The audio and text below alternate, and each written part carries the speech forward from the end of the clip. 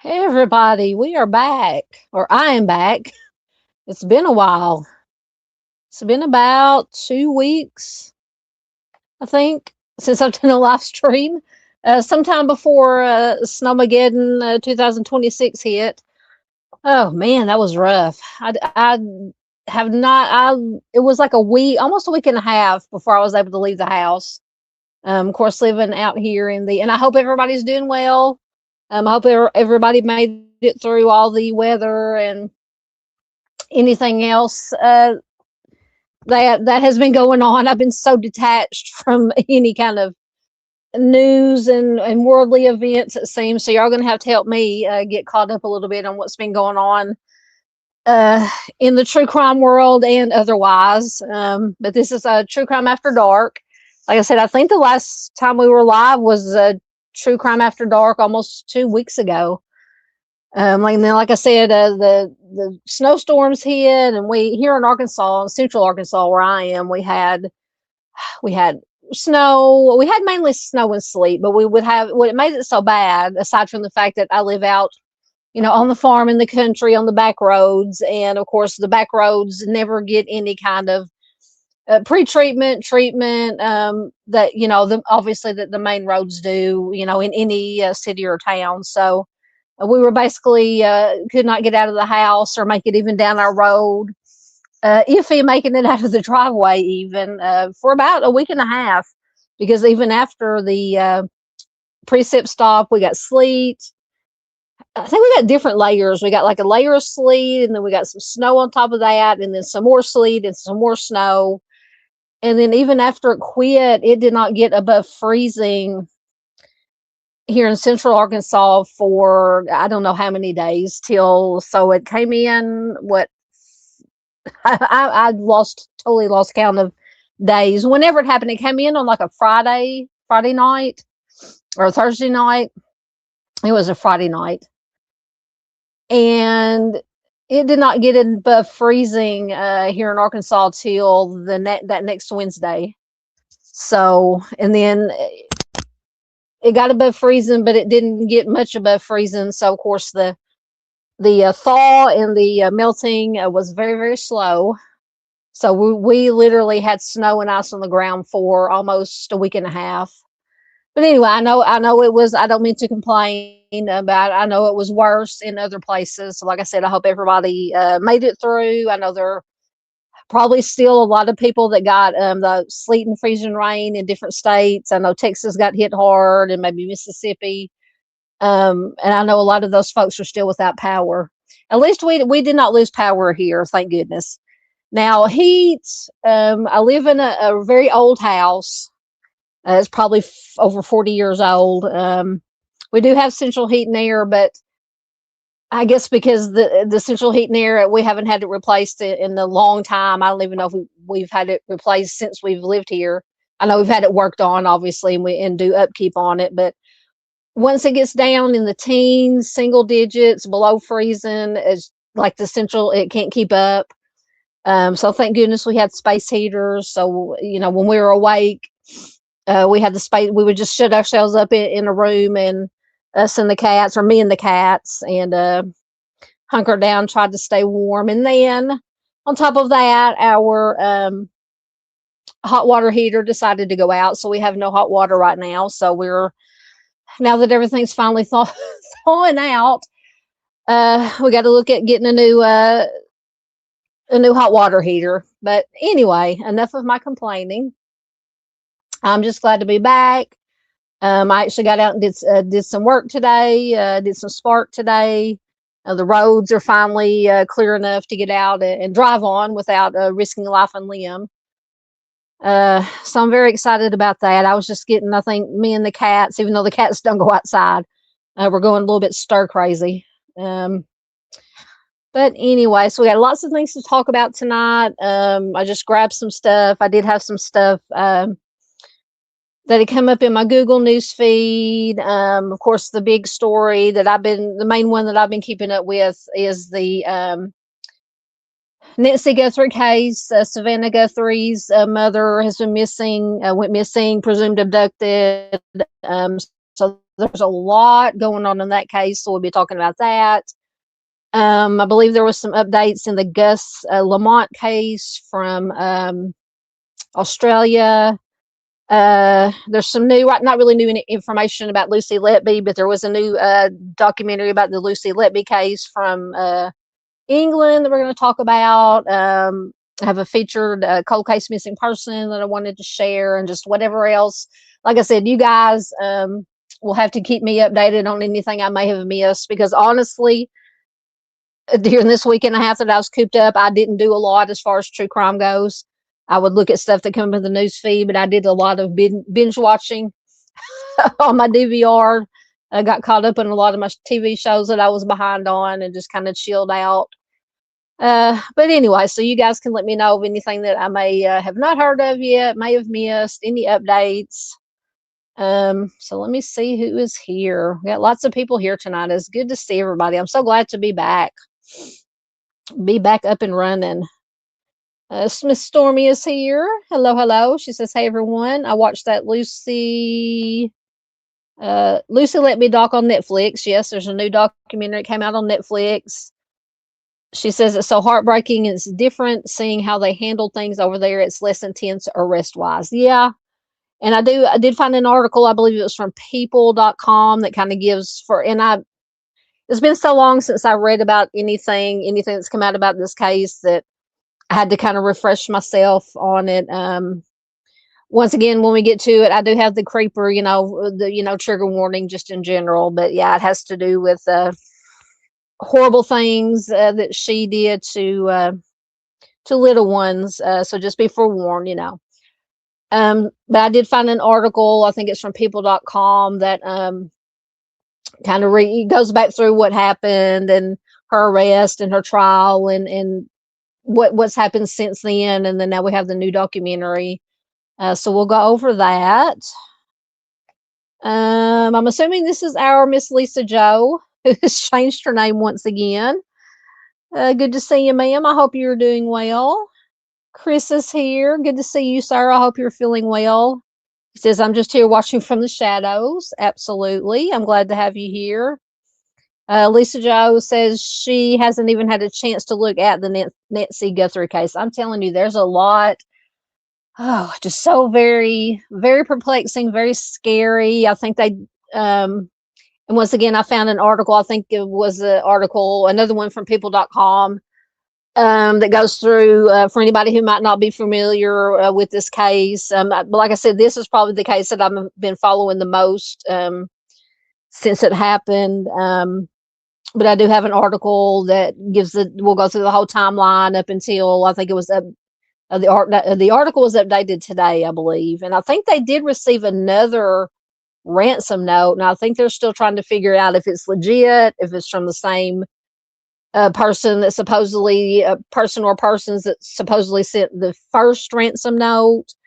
And apparently there's been law enforcement has been back out. I think it was either the day before yesterday or yesterday, and then again today, doing more kind of searches. And I think they said they were canvassing, talking to neighbors. So it's just a very, very scary, very weird. And then, of course, for anybody who doesn't know, Nancy's daughter is Savannah Guthrie. She's been an anchor on the Today Show for a long, long time. I think before that, she was, I think maybe they said she was like a lawyer or something. And she's just been in the media, reporter, journalist for a long time. So it's just so heartbreaking. I just cannot imagine. It's just so scary to think that somebody could just, come into your house, where you're supposed to be the safest, supposed to be your safe place,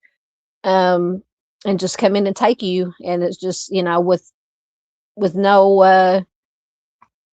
as far as I know, they have no suspects. Now, there have been rumors and some reporting that came out that supposedly they were looking at a family member, but I believe that has been kind of proven to be untrue. So we just have to be very, very careful in who we listen to, what we listen to, where we get our information. Because stuff like that just, it hinders the investigation. It hurts it. Just kind of takes the focus off, in my opinion. It's just my opinion of what law enforcement needs to be doing, which I believe they're doing.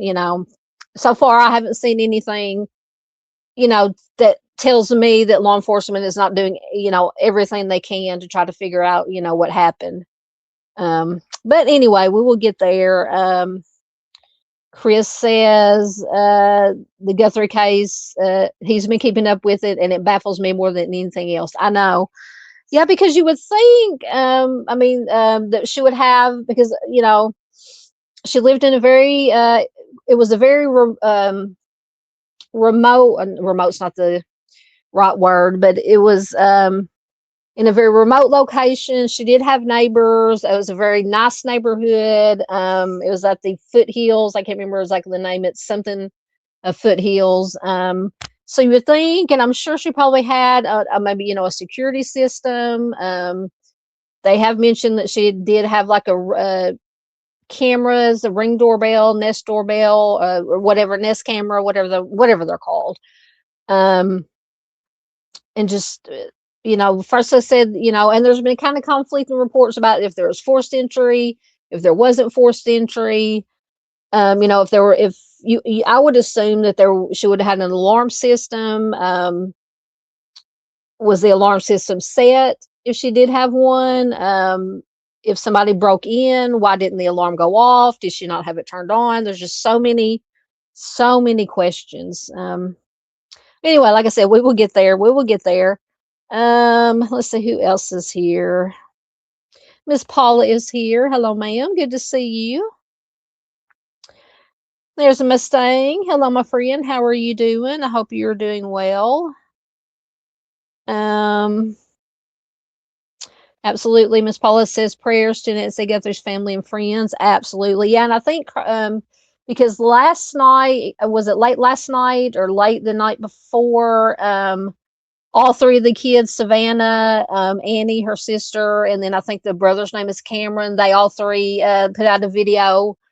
Just broke my heart when I watched that video, just pleading for, and I think it had something to do most likely with this ransom note, because apparently they've been taking this first ransom note they got very seriously. I don't know if it contained information that only, they kind of alluded maybe to the fact that it contained some information that only the person or persons who did this would know. So I'm assuming that's why they did this video, because it's just the typical, or not typical, but what you would typically see of family members, you know, not really pleading with the offenders, but just saying, you know, this is our mother, we want her home. She's, you know, everything that you have seen, what I've seen before in, you know, you try to humanize the victim, the person who's been kidnapped, and, you know, try to, you know, it's a tactic that is used. But I think just the brother maybe today did another video. Now I haven't watched it yet. I've been busy since I got home from work, so I haven't had the chance to watch it yet. But welcome, Kaleidoscope. I can't talk. If I can talk, Kaleidoscope of Crime. Good to have you here. That's a new name for me, unless it's somebody that's changed their name. But welcome, welcome. We are glad to have you here. Apparently, Chris knows Kaleidoscope. It says hello, my friendly Canadian lady friend. So welcome, welcome from Canada.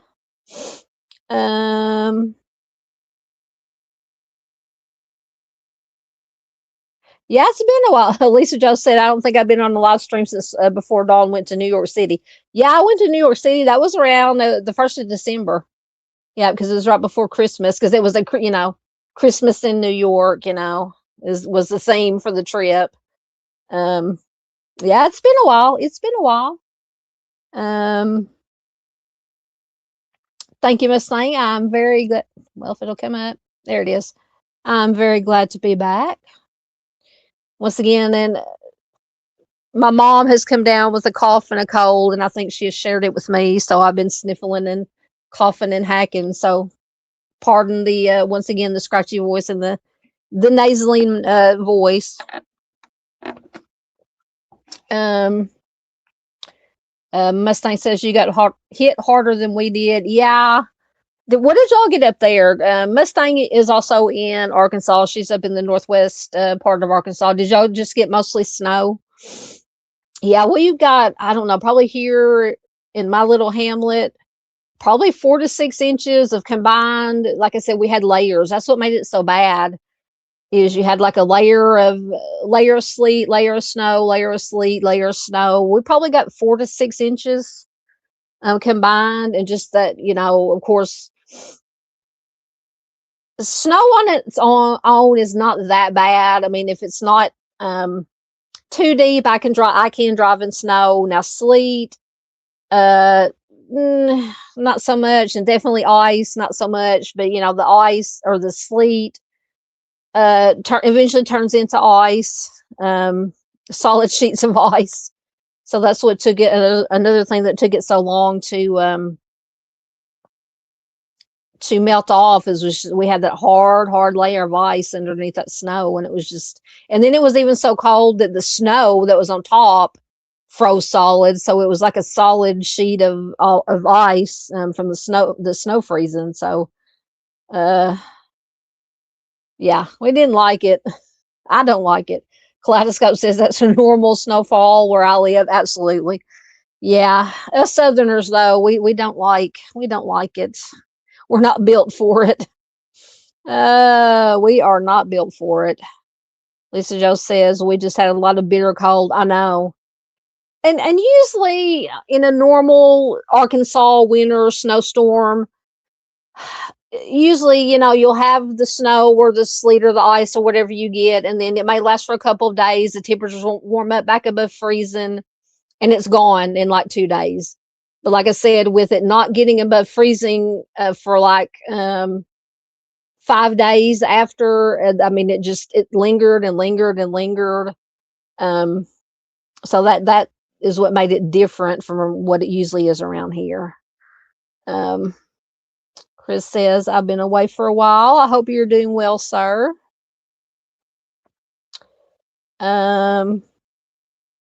Absolutely. Miss Paula says it's nice seeing everyone. There's Miss Peggy. Hey, ma'am. She says, hi, Dawn and everyone here. I'll be lurking, mostly making dinner. Excellent. What are you having for dinner, Miss Peggy? Oh, I had fish for dinner from one of the local restaurants here in town. We had some fish. It was good. Some good old fried catfish. Welcome, Jason Mays says hi all. Welcome, welcome. Another new name. Good to have you here. We are glad you found us. Welcome to anybody that is new here. This is once again Southern Got True Crime. I cover mostly missing persons, cold cases, some true crime in the news. I focus mainly a lot on cold cases every Monday night, and we will be back this Monday with our missing person Monday. We do a missing person Monday live stream every Monday, and I believe this Monday we are doing. We're going through the states. Featuring missing persons from a particular city from each state. And this week, or this coming week, Monday, we're going to be doing Florida. And we're going to be featuring missing persons from Miami, Florida. So be on the lookout for that. I'm going to try my best to get some pre-recorded videos, some new pre-recorded videos done to upload during the week. Like I said, I've just been in such a when it's this cold and you're stuck in the house, even though I had plenty of time to record lots of videos, I was just like, I don't even want to. I just want to, veg out and do nothing but watch TV and try to stay warm.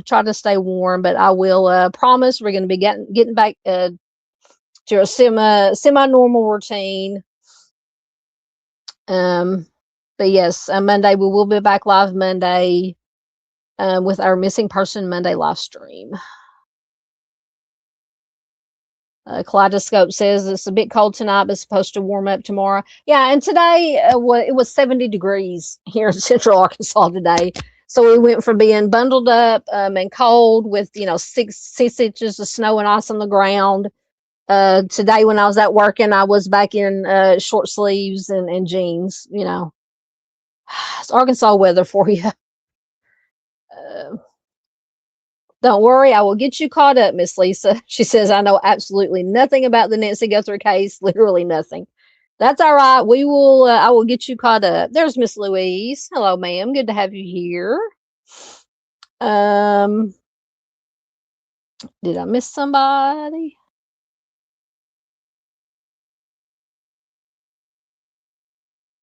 Does somebody have a different name? Julian? I know a Julian that comes in here. Is it a different name or did I miss somebody? Sometimes you guys switch your names up on me and I get confused. Is it Jason Mace? Is that Julian? You'll have to let me know.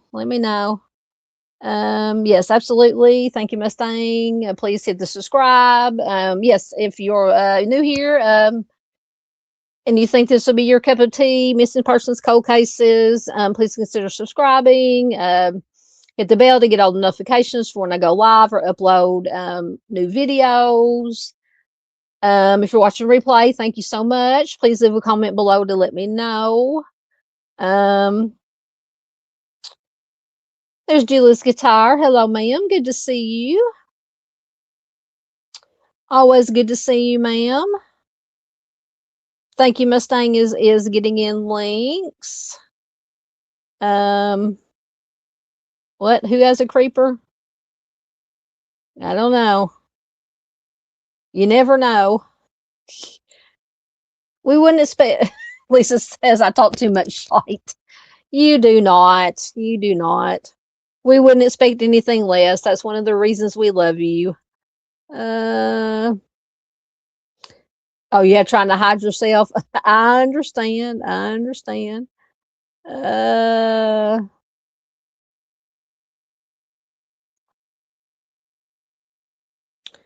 Chris says on Lucy Letby's case, it's alleged, not proven by any evidence. Yeah, we're gonna go through that.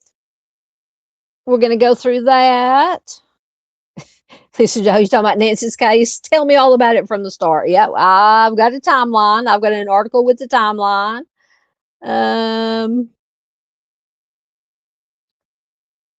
Let's see. Lisa Joe says we all know white woman syndrome. Missing white woman syndrome is definitely a thing. That is true. Yeah, but this is Nancy's case. I mean, she's an 84-year-old woman. So it is very, very it's not unheard of, but it is very, very unusual for it, older women to be abducted from their home. So it's just, yeah, that it's, yeah. And plus they said she's very cognitive. She is not really have any kind of dementia or Alzheimer's. She does have a physical ailment. She has a pacemaker. She has medication that she has to take every day that she does not have with her. So that's why it makes it imperative. And it's already been what, 5 days now. So it's just very, very imperative to find this lady. And then with her being, the mother of a well-known media person, celebrity, you might say, it's just very, very bizarre. Yeah. Kaleidoscope says, sheriff said lack of meds could be potentially fatal within 24 hours, and it's been 5 days now. Yep, absolutely. Mustang said in her part of Arkansas, they got snow and ice about 3 or 4 inches. Ugh, the ice is the bad stuff. Miss Peggy says dinner is mostly cauliflower, broccoli, cabbage, sweet peppers, and bok choy. That sounds good. That sounds really good. Okay, Jason May says Julian. All right, I got it. I know you now. All right. Get caught up. I think I'm caught up, and then we will get on. We will get started. So let me get my slideshow up here. Is everybody ready for the Super Bowl? Who has picks for the Super Bowl? It's going to be. I know who Miss Paula's going to be rooting for. So it's going to be the Patriots and the Seahawks, which none of my teams made it. Of course, the Bears didn't make it. Chiefs didn't make it. My mom is a San Francisco 49ers fan. They didn't make it. I think the last one that I had that I was even hoping would make it was the Rams. Because I do like Matthew Stafford and I like the Rams coach, but I can't even remember who beat them now. Was it the Seahawks that beat them? Anyway, they got beat, so I don't have a dog in the fight. I'm just hoping it's a good close game. But if you are planning on watching it, you can feel free to put in the comment in the or chat or comments if you're watching replay.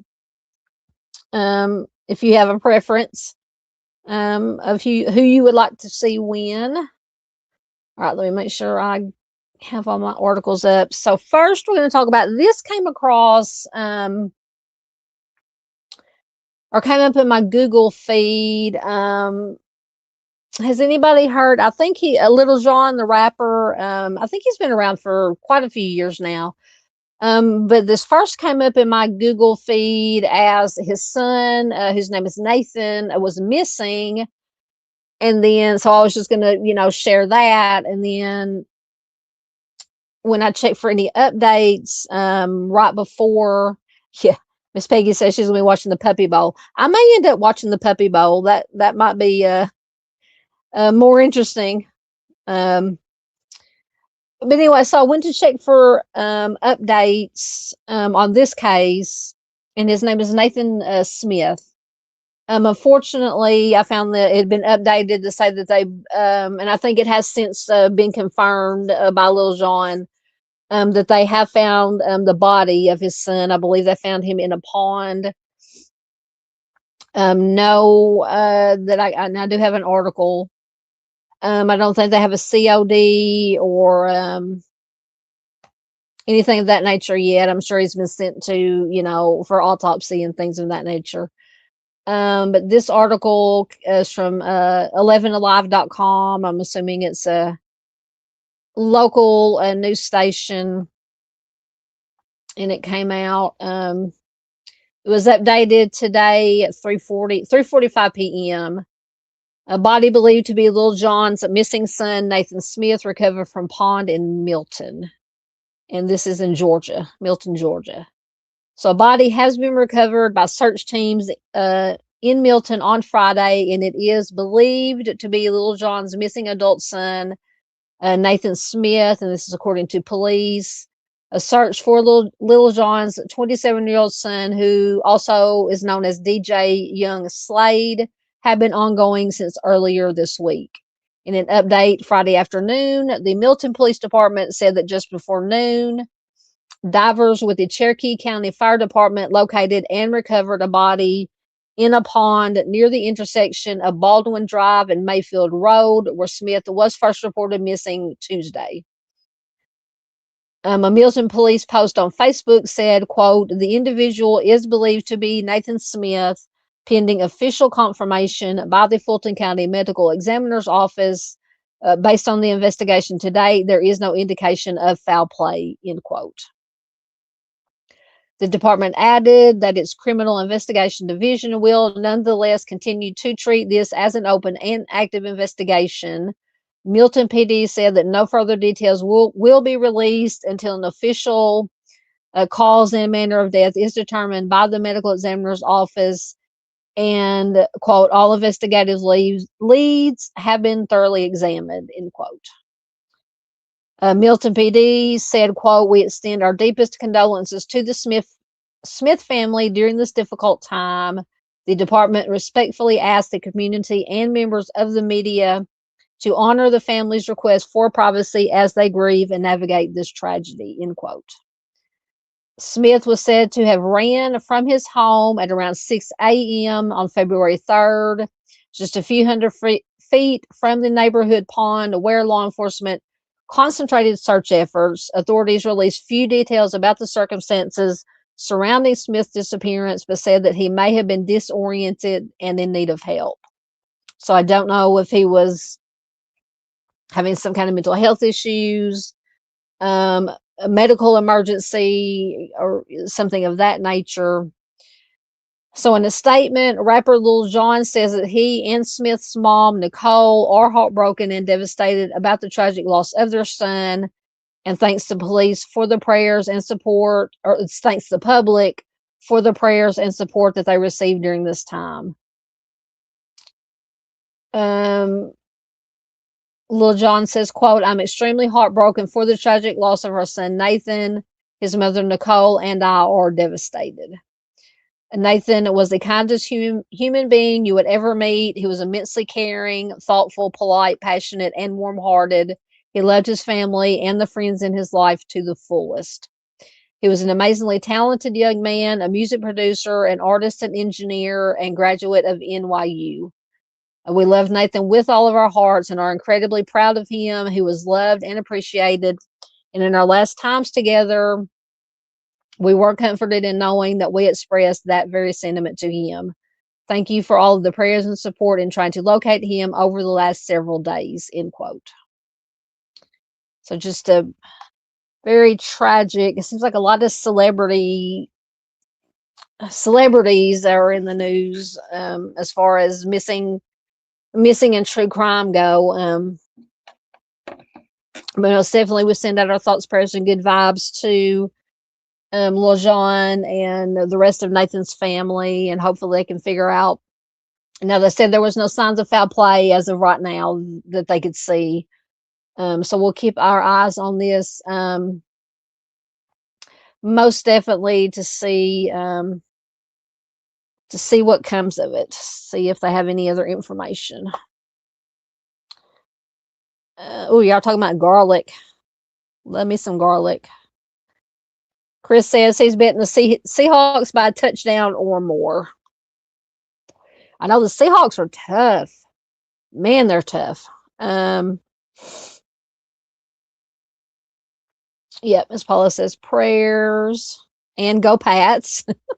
Absolutely. Chris said he's aware of the first one. You're talking about this one about I'm trying to think. Lil Jon's been around for a while. Let me look and see when he came out. But when I saw that name, I'm like, yeah, I remember him. Me picking on the keyboard if I can get it to do anything. Hold on.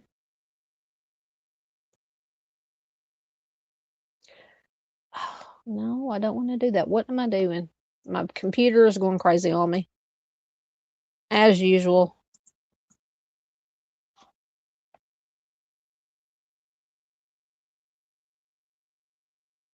Let's see what Wikipedia says. I know he's been around for a while.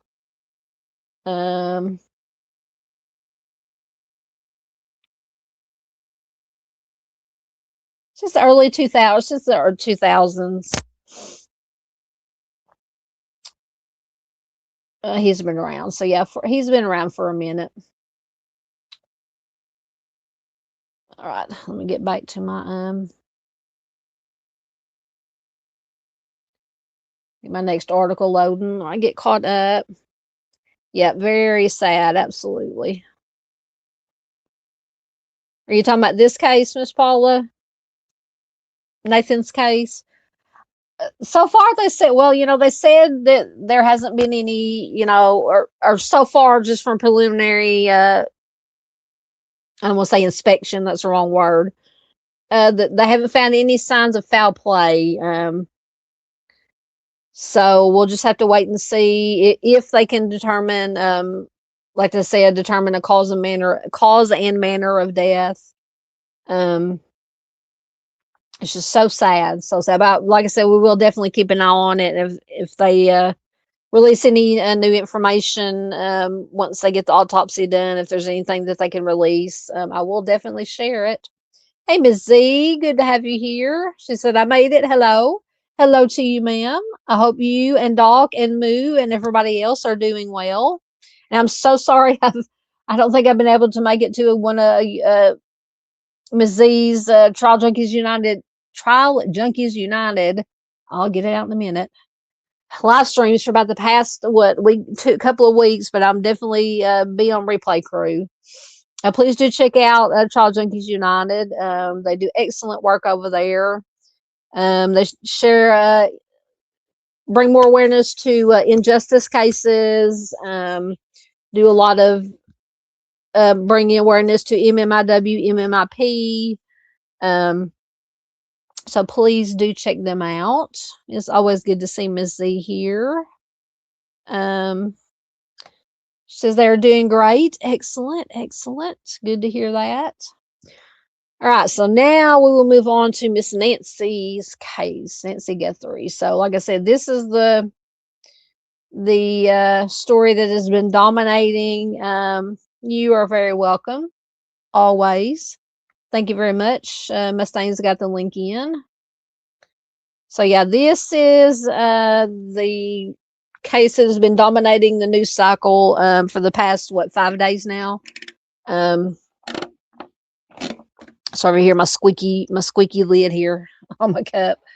So let me find my article. So this is Nancy Guthrie. She's been missing for about 5 days. 84 years old. She's the mother of Savannah Guthrie, who has been an anchor on the Today Show for a long time. So I promise, Lisa Jo's still here. She said she hasn't had time to keep up with this case.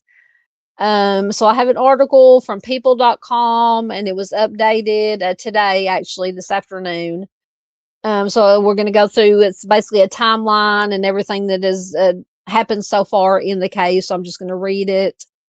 I may stop periodically to check comments. If I can get all these ads out of my way.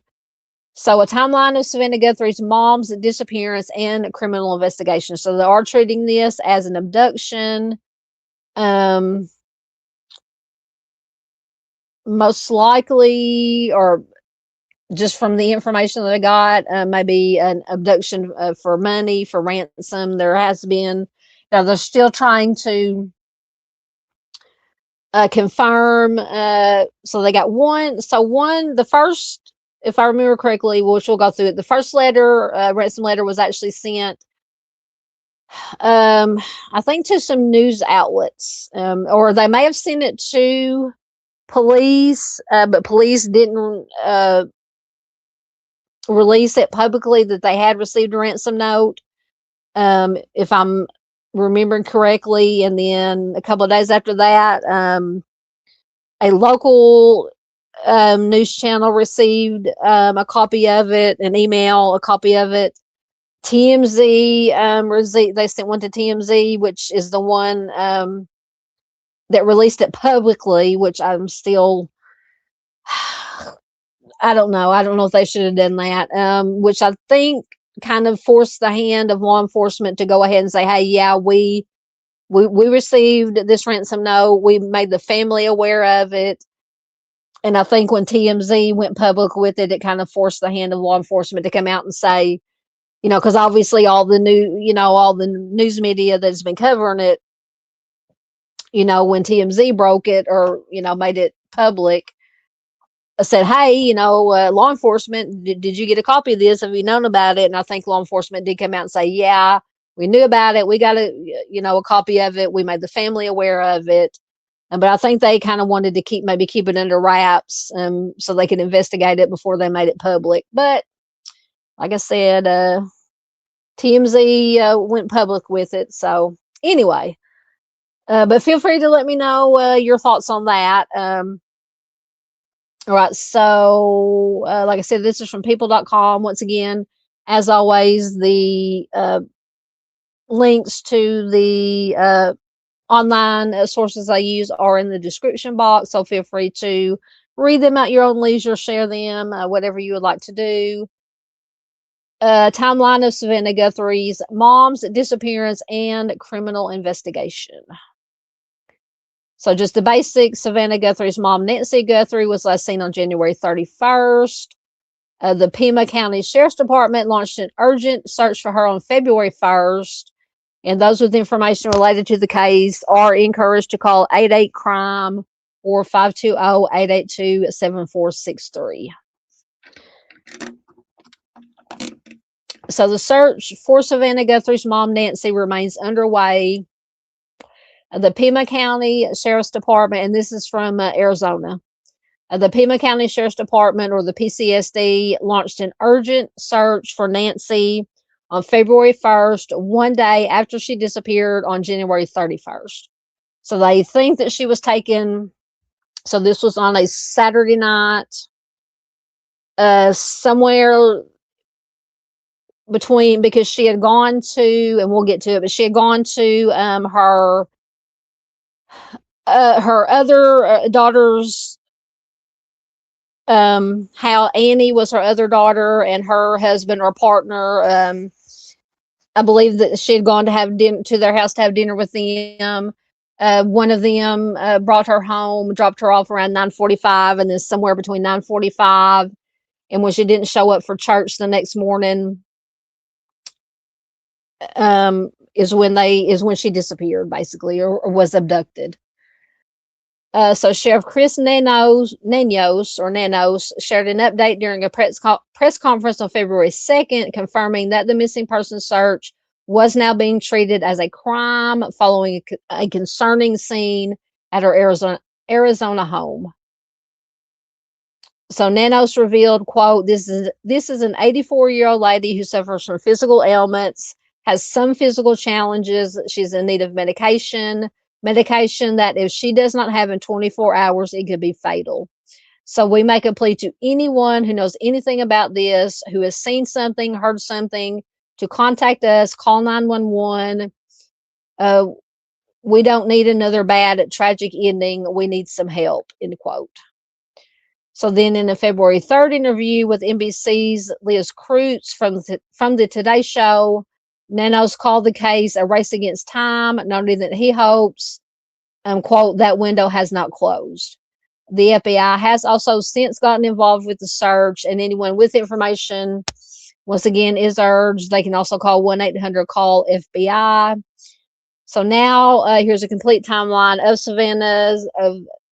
Nancy's disappearance. So on January 31st at 5:32 p.m., Nancy travels to local family's home via Uber. So this was her daughter, Annie, who I believe is maybe, well, I don't know if Annie or Cameron is oldest. I know Savannah is the youngest. So she takes an Uber to her daughter and son-in-law's house at around 5:32 p.m. on January 31st.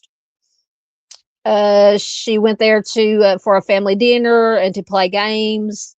At 5:32 p.m., Nano shared during one of the press conferences. He also shared that she traveled to the dinner via an Uber. So on January 31st, around 9:48 p.m., Nancy's family drops her off at home. She was last seen on Saturday, January 31st, when her family dropped her off at home. Now, I've heard in some places it says that Annie was the one that dropped her off. In some places it says that Annie's husband or her partner, I can't think of his name, maybe Carlos, was the one who took her home. It says that her garage door opened at approximately 9:48 p.m. and closed at 9:50 p.m. So February 1st at around 1:47 a.m. to 2:28 a.m., Nancy's doorbell camera disconnects and her pacemaker disconnects from her phone. So so there was mention or that the Ring camera or Nest camera was what they say disconnected or ripped off the front door. If I'm remembering correctly. And I believe her pacemaker, it may be connected to both, but I think they said her pacemaker was kind of connected to her. She had an Apple Watch. And they said that it lost connection. The pacemaker lost connection with the either the phone or the Apple Watch at around 2:20, anywhere between 1:47 to 2:28 a.m. Now, that does not necessarily mean that her pacemaker stopped, if I'm remembering correctly from everything they said, but maybe if the whatever it's connected to, the phone or the Apple Watch, because the Apple Watch and the phone were all found at her house. So maybe the further she got away from the phone and the Apple Watch, I don't know how close you have to be for those two things to stay connected. So Nano shared that Nancy's Ring doorbell camera disconnected at 1:47 a.m. on February 1st. And shortly after, the software, so this is what I understand. So the software detected a person on camera at 2:12 a.m. But Nanos confirmed during the press conference that there is no video available. So does that mean the system detected a person on the camera, but there's no video available?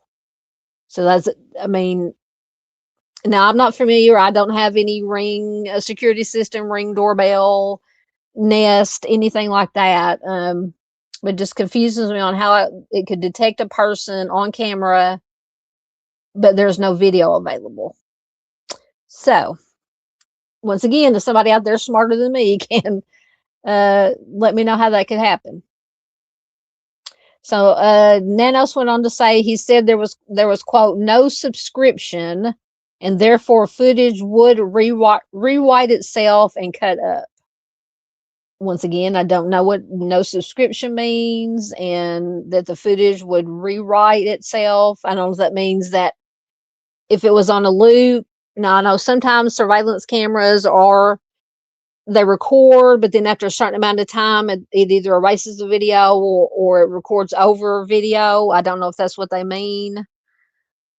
So then Nancy's pacemaker app indicated that it had disconnected from her phone at around 2:20 a.m. So February 1st at around 11:56 a.m., Nancy's family checks on her. So this was after, so they said that she always attended church. She never missed church. So when she did not show up for church that morning, members of her church believe contacted, I don't think contacted the family. I think they contacted the family first, probably Annie and her husband.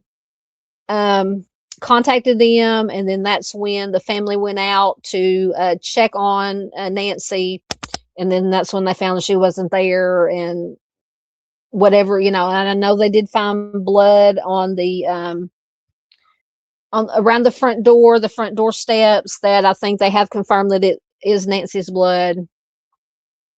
So let me take a break for just a minute and let me get caught up in your comments so far, and we'll get back to the timeline. Also need to get a drink. So this is so scary. And see, some people snuck in on me. I forgot to mark where I left off. Okay, here we go.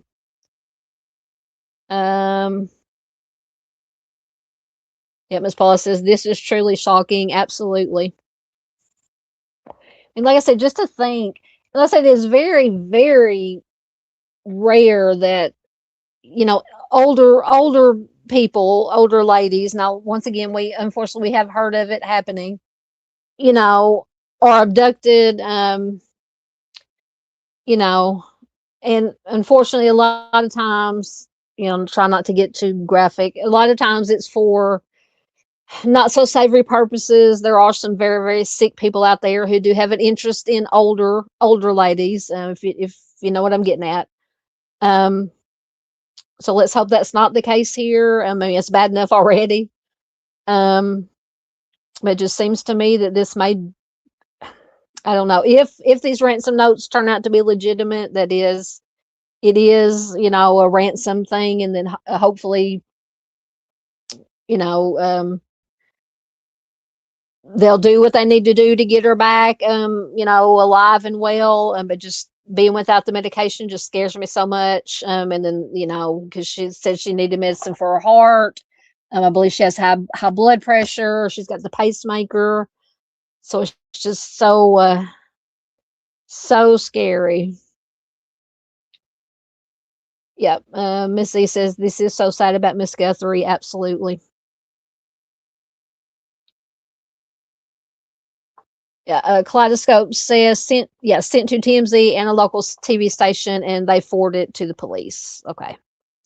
Yeah, but I think the local, if I remember correctly, the local TV station did not publicize it. They just kept it quiet and sent it to the police. And TMZ was the one that actually made it, went public with it, which, I mean, I'm sure the family was already aware of it as soon as this local station sent it to the police, and then the police made the family aware. But I just don't know how I feel about TMZ just going public with it like that. It's just, I don't know. That's just my opinion. This is my opinion. Chris says Savannah's mom's case is on the back burner in my mind. Yeah, I was going to ask the same thing. What is on the front burner?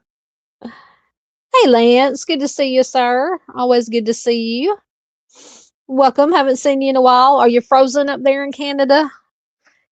I mean, you guys all my friends up north, Lisa Joe, Lance in Canada, Lisa Joe's in Minnesota. Y'all need to come get y'all's cold weather is drunk in our backyard down here in the South. We don't want it anymore. Anyway, yeah, Mustang says TMZ is disgusting. See, that's kind of my thought. I'm just like, I don't, this is just me, but I would not have made it public. I mean, I think, in my opinion, the local news station that they sent it to did the right thing. They did not go public with it. They immediately sent it to law enforcement. Can you imagine if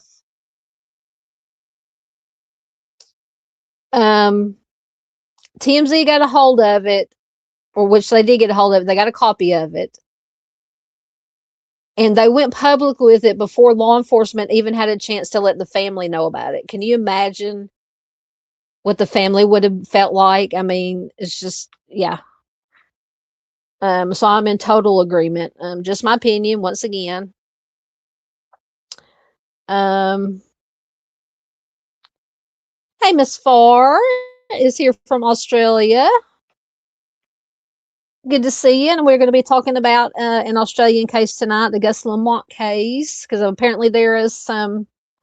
They have I don't think they named the person publicly, but apparently they have a, a suspect or a person of interest in that case, in the Gus Lamont disappearance. So we'll be talking about that a little bit later. But it's always good to see Miss Farr here.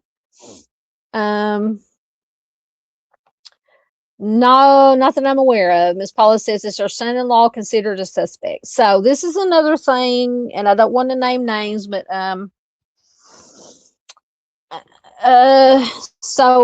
you're referring to Annie's husband, or I don't know if they're actually married or maybe common law or just been together for a while. They do have a child together, I believe. I think his name is Carlos. Don't quote me on that. Somebody might have to look me up. But another, I said I don't want to name names because I don't want to get in another reporter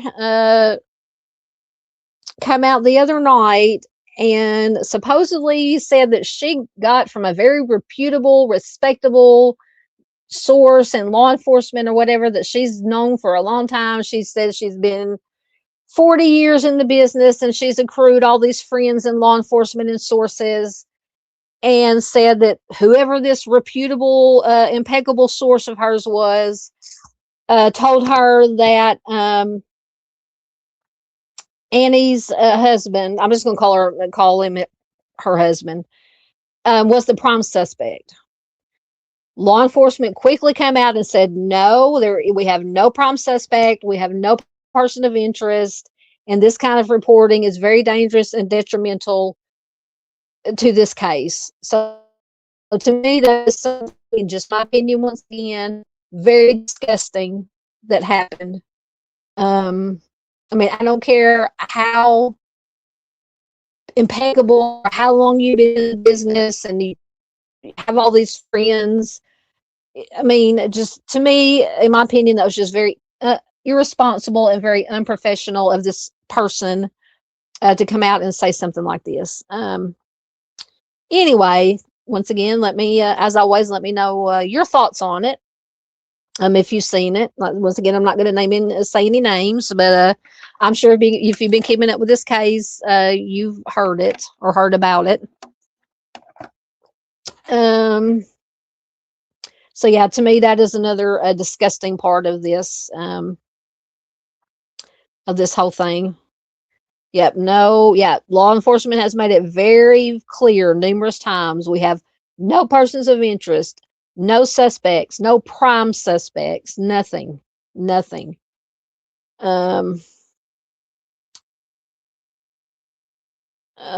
see.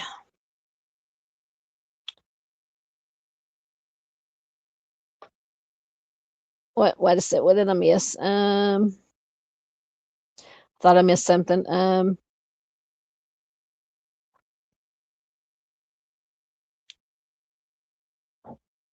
Excuse me.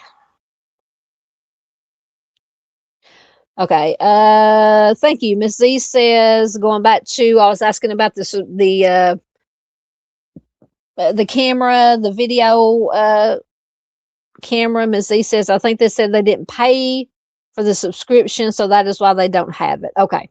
So the service to for the camera, for the surveillance cameras or security cameras.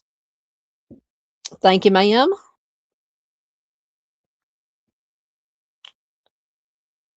You're very welcome. Good to see you here once again. Okay, Ms. Z says you have to pay to keep the recording. They didn't pay for the recording to be stored. Okay, gotcha.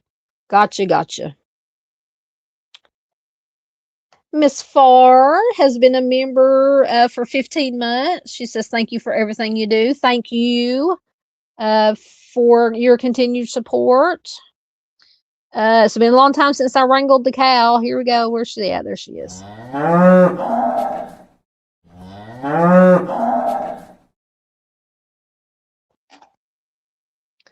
Thank you so much, Miss Farr. That is very sweet of you. Once again, for your continued support. 15 months. Oh, I lost my place. Hold on. Hold on.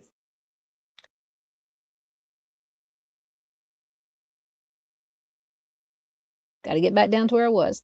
And Mustang sent a $5 super sticker. Thank you so much, my friend. So very kind of you.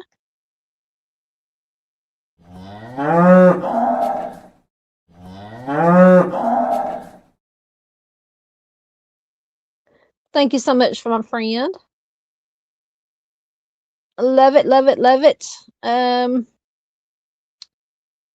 on now. I think I got, hold on. We got another one. Yes, Miss Farr also gifted one at Southern Guys True Crime membership. So thank you very much.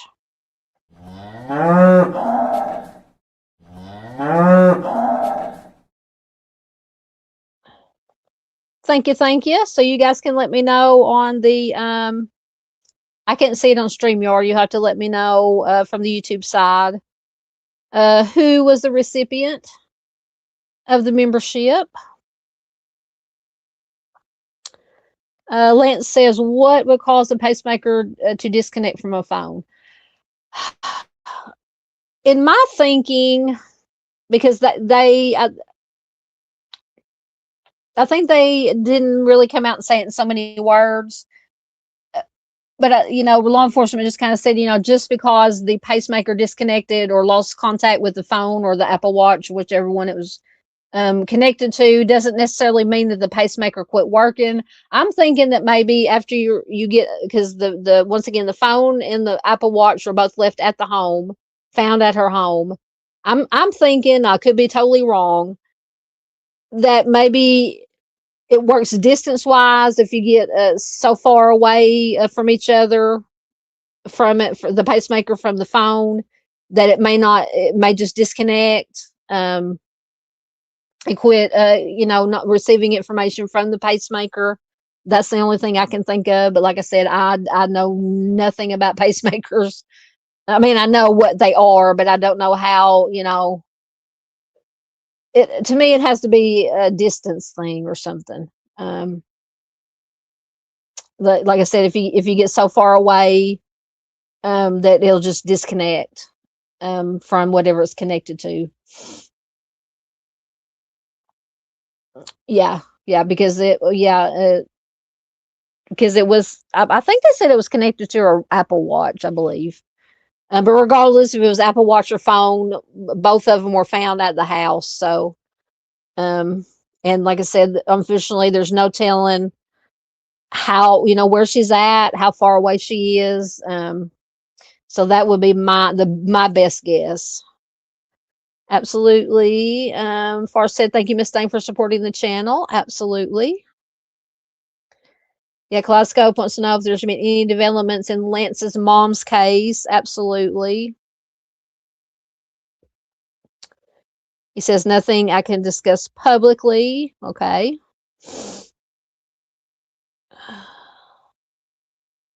Did I miss Arctic? Hold on.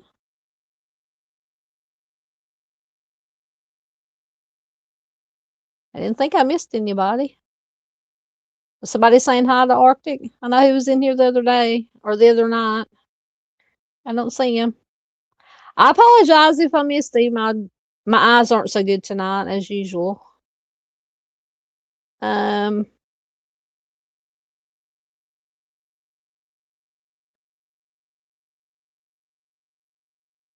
see. Let me get back down to where I was. Oh, Arctic got it. Okay. Excellent. So Arctic got the membership. Excellent, excellent. So they're still doing that. So Lance says the RCMP put me in an emotional stranglehold by saying if I talk about the case, I can jeopardize it. Oh, I'm gonna have to do a video or something with what is publicly available on your mom's case. So Arctic got it. Excellent. Okay. Hey, Patriotism. Good to see you, my friend. I hope you're doing well. Yep, Ms. Farr says they do have a suspect in Gus's case. Yes, we're going to talk about that later. Absolutely.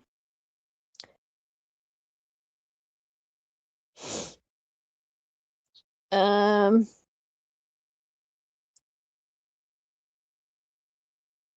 I miss Doodlebug? Where's Doodlebug?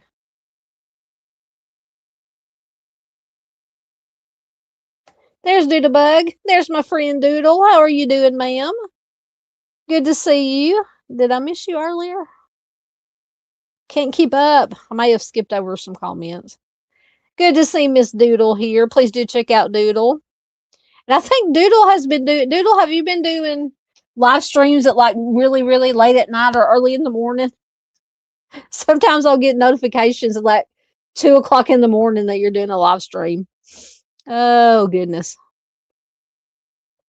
Anyway, always good to have my friend Doodle here. I missed you, my friend. Let me get caught up in comments. We'll get back to the timeline.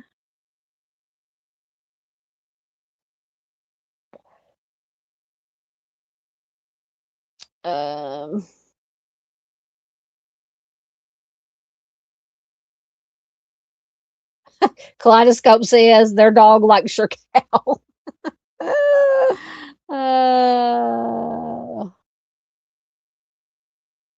Hey, I'll be Frank Gibbo. Good to see you. It says they've just towed her car from the garage. Are you talking about Miss Nancy's? They took her car from the garage. See, I know a lot of things were going on today. They were out searching again, looking different places. I think they said they're even up on the roof looking at the heating ducts or something, and around the yard and stuff. And they were talking to neighbors. And I don't know. They made it seem like that this was the first time that they had canvassed the neighbors and talked to them. Now, I don't know. I may have misunderstood, but just the way they were talking, they're like, why did they wait 5 days to talk to neighbors? Let's see. Okay, Julie says, yes, the Apple Watch, and it disconnected when she was more than 30 feet away from it. Okay, so that's what I was thinking. It had something to do with if you got too far away from it, that it would disconnect, it would lose connection. That's what I was thinking. Because they said that they didn't, that just because they disconnected, that didn't necessarily mean that the pacemaker had stopped. It just meant that it disconnected from the watch. There's Mr. Steve. Hello, sir. Always good to have Mr. Steve here. Mr. Steve, always with words of wisdom. For anybody who doesn't know, please do check out True Crime Web. Mr. Steve is former law enforcement, former CSI, very smart man. He is one of our favorites around here. But he says, as with the Kohlberger case, the camera canvas from the businesses' roadview homes will play a huge role. As Kohlberger proved, even at night, you can't hide movement. True. So maybe that's why they were talking to the neighbors today, which, like I said, I might have misunderstood when somebody or made, I don't even know what channel I was watching, one of the news stations, that they were talking to neighbors today. Maybe that's what they were doing, is looking to see if anybody had any, like Ring doorbell cameras outside their house. Because it is, a very remote, it's not like living in, there's no street lights. It's basically out in the, at the foothills of the mountain range, very remote area, very nice neighborhood, nice houses, but it's just, low lighting, no street lights. So hopefully they can, hopefully neighbors do have, because you would think, I'm trying to think. I don't know exactly how many houses are in that general area. I mean, they're not really, really far apart, but they're not that close either. Obviously, that didn't make a whole lot of sense. They're not right on top of each other, like in a subdivision in a town. But there's also a lot of shrubbery and stuff between the roads and the houses, and then between each house. Um, Now, somebody, and I don't know if it has, I did hear a mention that one of the neighbors did claim that allegedly they saw a strange or vehicle out of place that maybe shouldn't have been there around that area about around the time that Miss Nancy was dropped off by whoever dropped her off. It was one of the family members. I don't know if it's Annie or Annie's husband. So I don't know. I mean, you would almost have to have headlights on to see where you're going, unless you're familiar with that area. See, and that's another thing that I've wondered about is you would think, a very nice house. From what I understand, they've made mention that the family was a prominent family, so you would think that they would have a security system on the house, an alarm. Then an alarm, and if somebody broke in, which they're assuming that's the going theory, is that somebody broke in. Why did the alarm not go off? Was it not set, or was it somebody that was known to her that maybe she knew and she let in? I mean, I've just never understood why there was no mention of an alarm going off or anything like that. Like I said, at first they said there were signs of forced entry. Then they said there was no forced entry. So I don't know.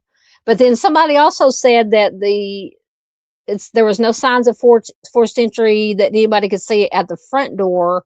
But they also mentioned a back door. So was there signs of forced entry at the back door? I don't know. That's what's got me confused. Anyway, but it's good to have Mr. Steve here. I hope you are doing well. You and the family are doing well. I hope you're getting some rest. I'm sure Mr. Steve is plotting out what he's going to be doing this upcoming when he goes back out on the road. He is retired, but he does go. He has a nonprofit that allows him to go out and help families free of charge in helping to find loved ones, working on cold cases, helping to get justice for some families, some closure. So we love Mr. Steve. Yeah, Mr. Steve says, hello, everyone. Okay, so I'm not imagining it. Doodle says, yes, she has done late night or early mornings. Well, the next time I can't sleep at night, which is a lot of the times, and if I hear the notification, I will definitely try to join in. Okay, so Gibbo says Brian Ensign tweeted about 15 minutes ago that her car is being towed away. I wonder what that's for. I would imagine just to process it to see if there's anything useful as far as evidence wise or something. I mean, I'm assuming it was in the garage because they said now she didn't drive. They said she could drive. She was still capable of driving, but now she did not drive. Apparently the Uber came and picked her up to take her to her daughter's house and son-in-law's house for this dinner, and then one of them brought her home.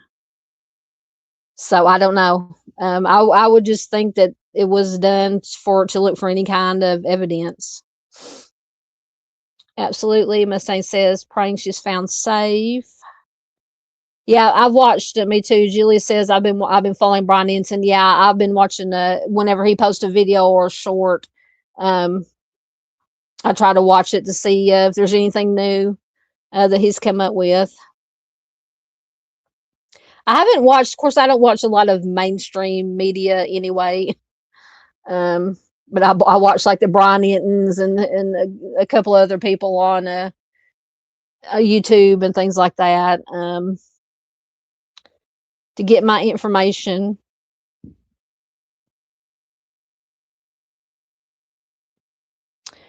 Gibel says, could she have driven home, Uber there, drive back?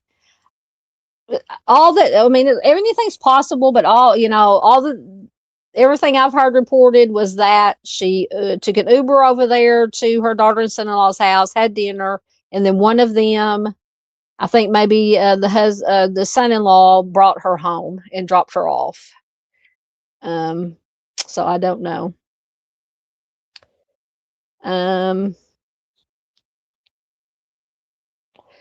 This is true. A Kaleidoscope says the scary part is because her pacemaker is disconnected from the watch, there will be no notification if her pacemaker stops. That is very true, unfortunately. Hey, Boston Christian, good to see you, my friend. Welcome, welcome.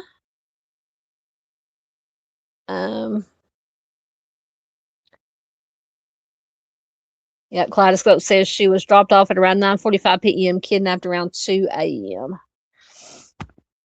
Yep.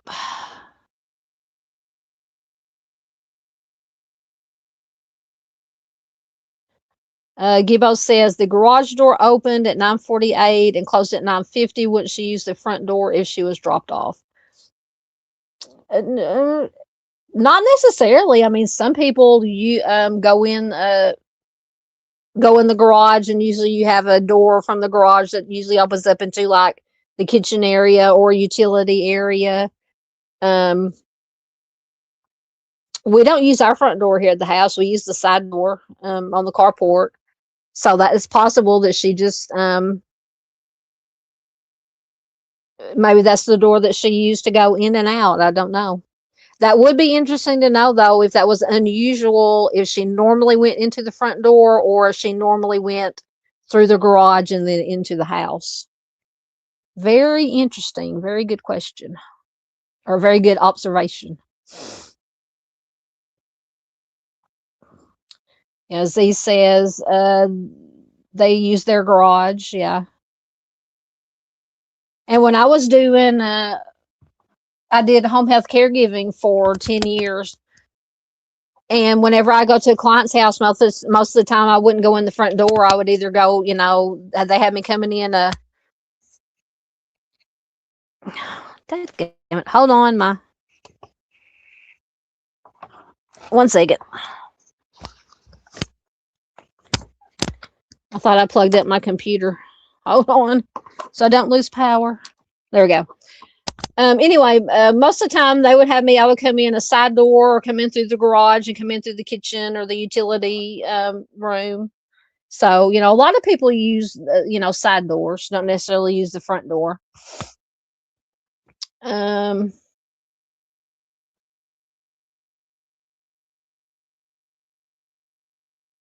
Gibbo says, I have the timeline and know the case. I disagree that she was dropped off. Okay. So what is your theory or opinion, thoughts on that she wasn't dropped off? Yeah, we're fixing to get back to the timeline on here. Doodle says she uses the garage. It saves the living room carpet. Absolutely. Kaleidoscope says maybe the garage door opening wasn't her. That's also that's a good thought.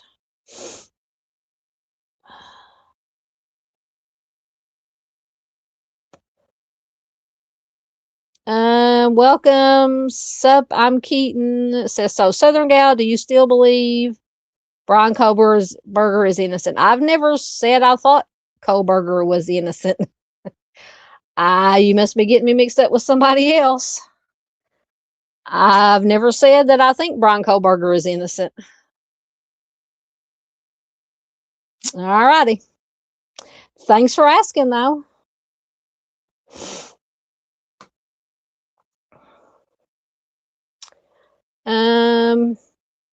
Kaleidoscope says so, or maybe she moved her car into the garage when she got home. Possible.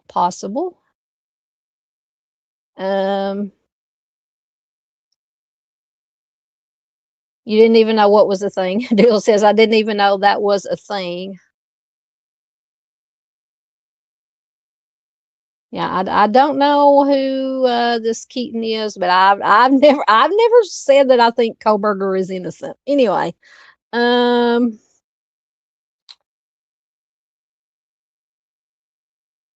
yeah, Kaleidoscope says she did so many things to stay safe and healthy. Security system cameras, pacemaker, connected Apple Watch. That makes it more heartbreaking. Absolutely, absolutely. Okay, Gibbo says Fox News is saying that the FBI are checking a vehicle of interest from CCTV in the Circle K. Yeah, so I said earlier that I believe I remember hearing somebody somewhere on one of the news things mention that a one of the neighbors said that they saw a strange vehicle um, around that area close to the house at around the same time excuse me, that Nancy was dropped off. So maybe that has something to do with that. Yeah, this is true. Gibbo says, my theory is all over the place. Thanks to mainstream media, the case takes a different turn every day. I know. That's why I stick to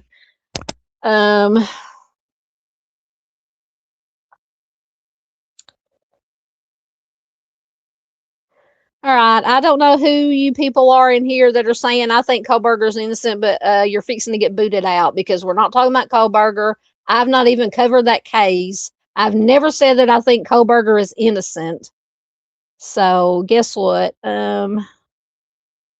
You're banned. Goodbye. I don't know who that is, but they're gone. Anyway. Thank you, Doodle. Thank you. It's been a long time since we had trolls in here. Anyway, Mr. Steve says, finally taking and processing of her car, fascinating. So since we got the expert in here, the former CSI guy, what are your thoughts? Would it be just maybe they thought something, looking for any kind of evidence, any kind of, maybe they think something happened in the car? I would like to know, if you have time, no pressure, what your thoughts are of why they would be processing her car. Thank you, everybody who got rid of the trolls. Yes, absolutely. I have the best mods. Absolutely.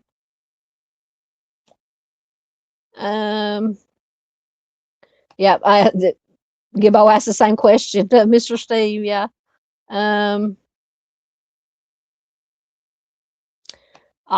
Doodlebug says the car may have had Bluetooth that may have connected to the vehicle that was involved, in my opinion. That I never thought about that.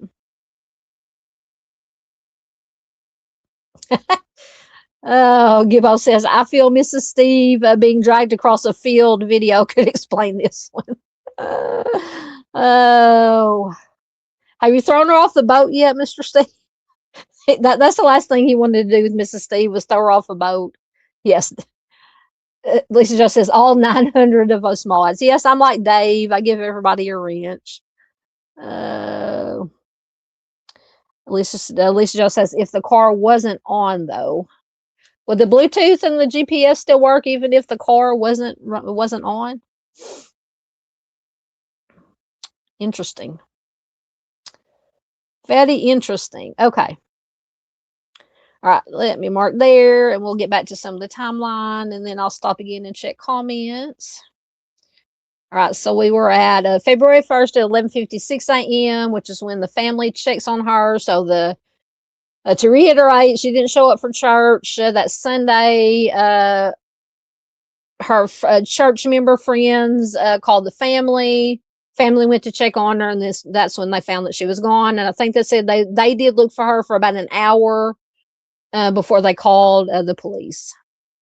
So Nancy's disappearance was first reported after a friend from Nancy's church noticed that she was not at the service and called one of her adult children Then at 11:56 a.m. on Sunday, February 1st, Nancy's family went to her house to check on her. So then at 12:03 p.m. is when the 911 call is made to the Pima County Sheriff's Department. So Nanos said that a 911 call was made to the PCSD at 12:03 p.m. He says, quote, "We get these calls quite often and we do a good job of searching the area. But this one stood out because of what was described to us at the scene and what we found and located just in looking at the scene." So after the 911 call, patrols arrived on the scene at around 12:15 p.m. So on February 1st, the PCSD launched a search for a vulnerable adult. So the PCSD launched an urgent search for Nancy, who they described as a vulnerable adult, on February 1st. In the press conference that day, Nano said that Nancy is considered, quote, "not in good physical health." He noted that she has no cognitive issues, but she does have, quote, "some physical ailments that limit her ability to move around." So once again, we went over. She's got the pacemaker. I think she just has some heart issues, high blood pressure, and maybe some mobility issues with the legs. I believe they've stated that she couldn't have walked more than 50 yards, if that far, by herself, and without some kind of help or a walker or something of that nature. So Savannah, her daughter's friend and colleague, Jenna Bush Hager, added later that Nancy takes daily medication, which she does need for survival, which is one of the most scary parts of this. So February 2nd, Savannah Guthrie, her daughter, is absent from the Today Show, and she shares a statement via her co-anchors. Savannah was absent from the February 2nd broadcast of Today, which began with her co-anchor Craig Melvin announcing Nancy's disappearance before reading a statement from the Guthrie family. So the statement said, quote, "On behalf of our family, I want to thank everyone for the thoughts, prayers, and messages of support. Right now, our focus remains on the safe return of our dear mom. We thank law enforcement for their hard work on this case and encourage anyone with information to contact the Pima County Sheriff's Department at 520-351-4900. So we moved to February 2nd, and the sheriff says Nancy's investigation is being treated as a crime. So during a press conference on February 2nd, Nano shared that the missing persons case was now being investigated as a crime.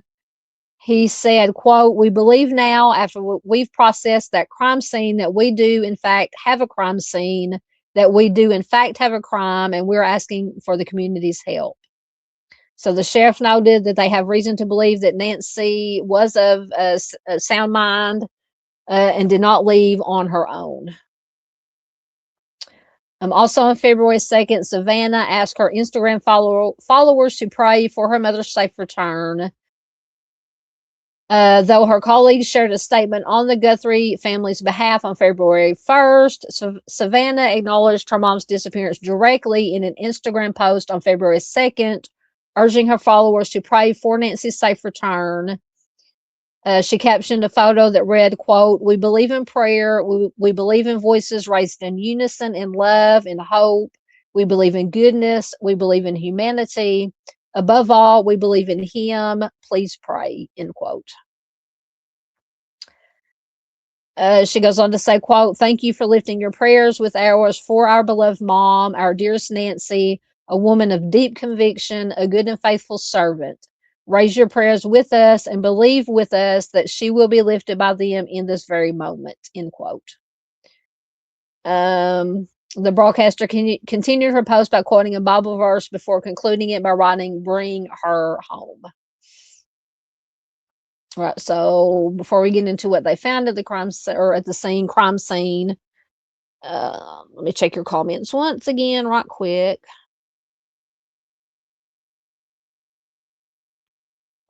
This is true. Doodle says your car alarm works when your car is off. Kind of the same thing. Yeah. Duh. I didn't think about that with the GPS. Yeah. Lisa Joe says my car won't show up for Bluetooth if it isn't on. Won't show up to another car. And Lisa Jo says no.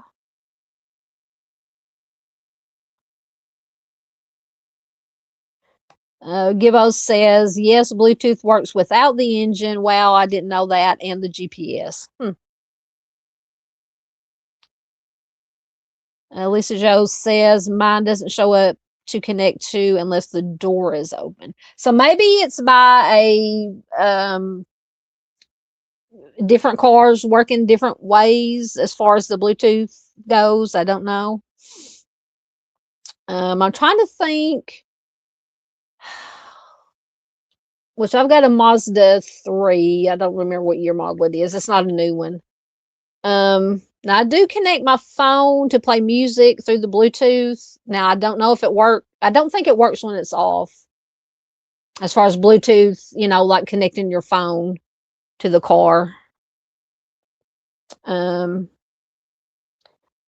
Lisa Jo says if it's off, and that's only if I just turned it off.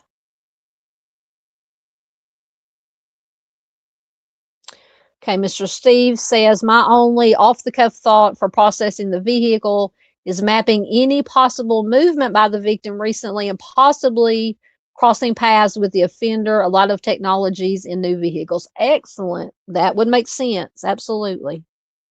That would absolutely make sense.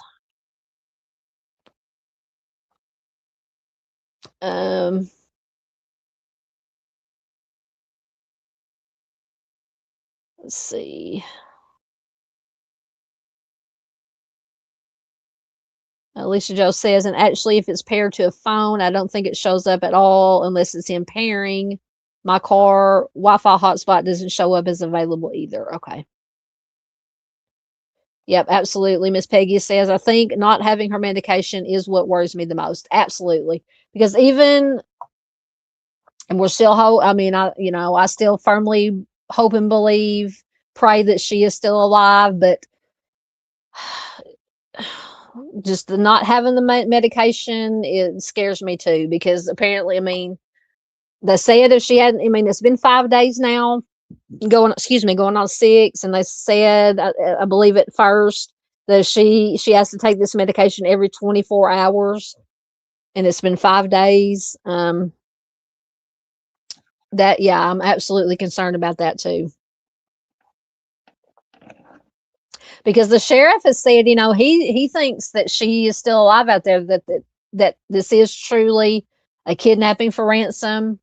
Although they've asked in the video that all 3 of the siblings did, they did add, we're ready to talk to you, we're ready to listen to you, but we have to know that she is alive and that she is with you, basically asking for proof of life. And as far as I know, there has been no proof of life shown yet. I don't know what this second ransom note, I think they're still trying to authenticate it to see if it came from the same person. But as far as I know, there's been no proof of life. Now, that doesn't necessarily mean that she's not alive, but that they've just not provided any proof of life. Yeah, that's true. Or even just anyone that could have been in it recently prior. Yeah. And I just don't know if it's, I don't know. I just have a nagging feeling, or just, could it be somebody that is known to her? It had to be somebody who knew, at the very least, knows who she is, that, maybe she's well off, she has money, she, her daughter's I use the word celebrity, but a well-known TV personality. Or is it she did have in-house help. Now, I don't know if she had somebody that, I'm assuming that she didn't have anybody that stayed there 24/7, but I know that it did say that she had staff, what they called staff, maybe somebody who came in and clean, somebody who did yard work. And I think one of law enforcement mentioned, or somebody mentioned, that if it was somebody that knew her, it might not be a member of the staff, but they would also look at, and Mr. Steve, if he's still here, can tell me if this makes sense, if I'm interpreting it correctly, that maybe somebody that was either a family member of her staff or friends with her staff knew that they worked for this lady and knew that maybe she was well to do and might have seen an opportunity, you know. I don't know. It's just, it has to be somebody that knew her, knew of her. This is all just my opinion. I'm by no means an expert. You know,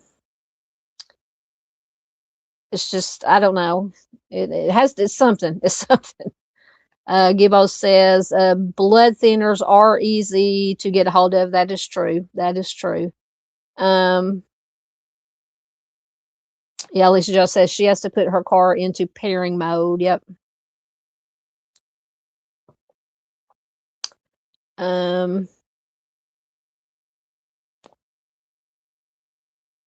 Okay, so Gibbo says, I think they said the IP addresses did not match, but something in the second letter email made them think that both are connected. Yes. Yeah, that's a good point. Miss Peggy says, I think cops will usually say a person is likely still alive and not to worry family more and not freak people out. That is true. That is true.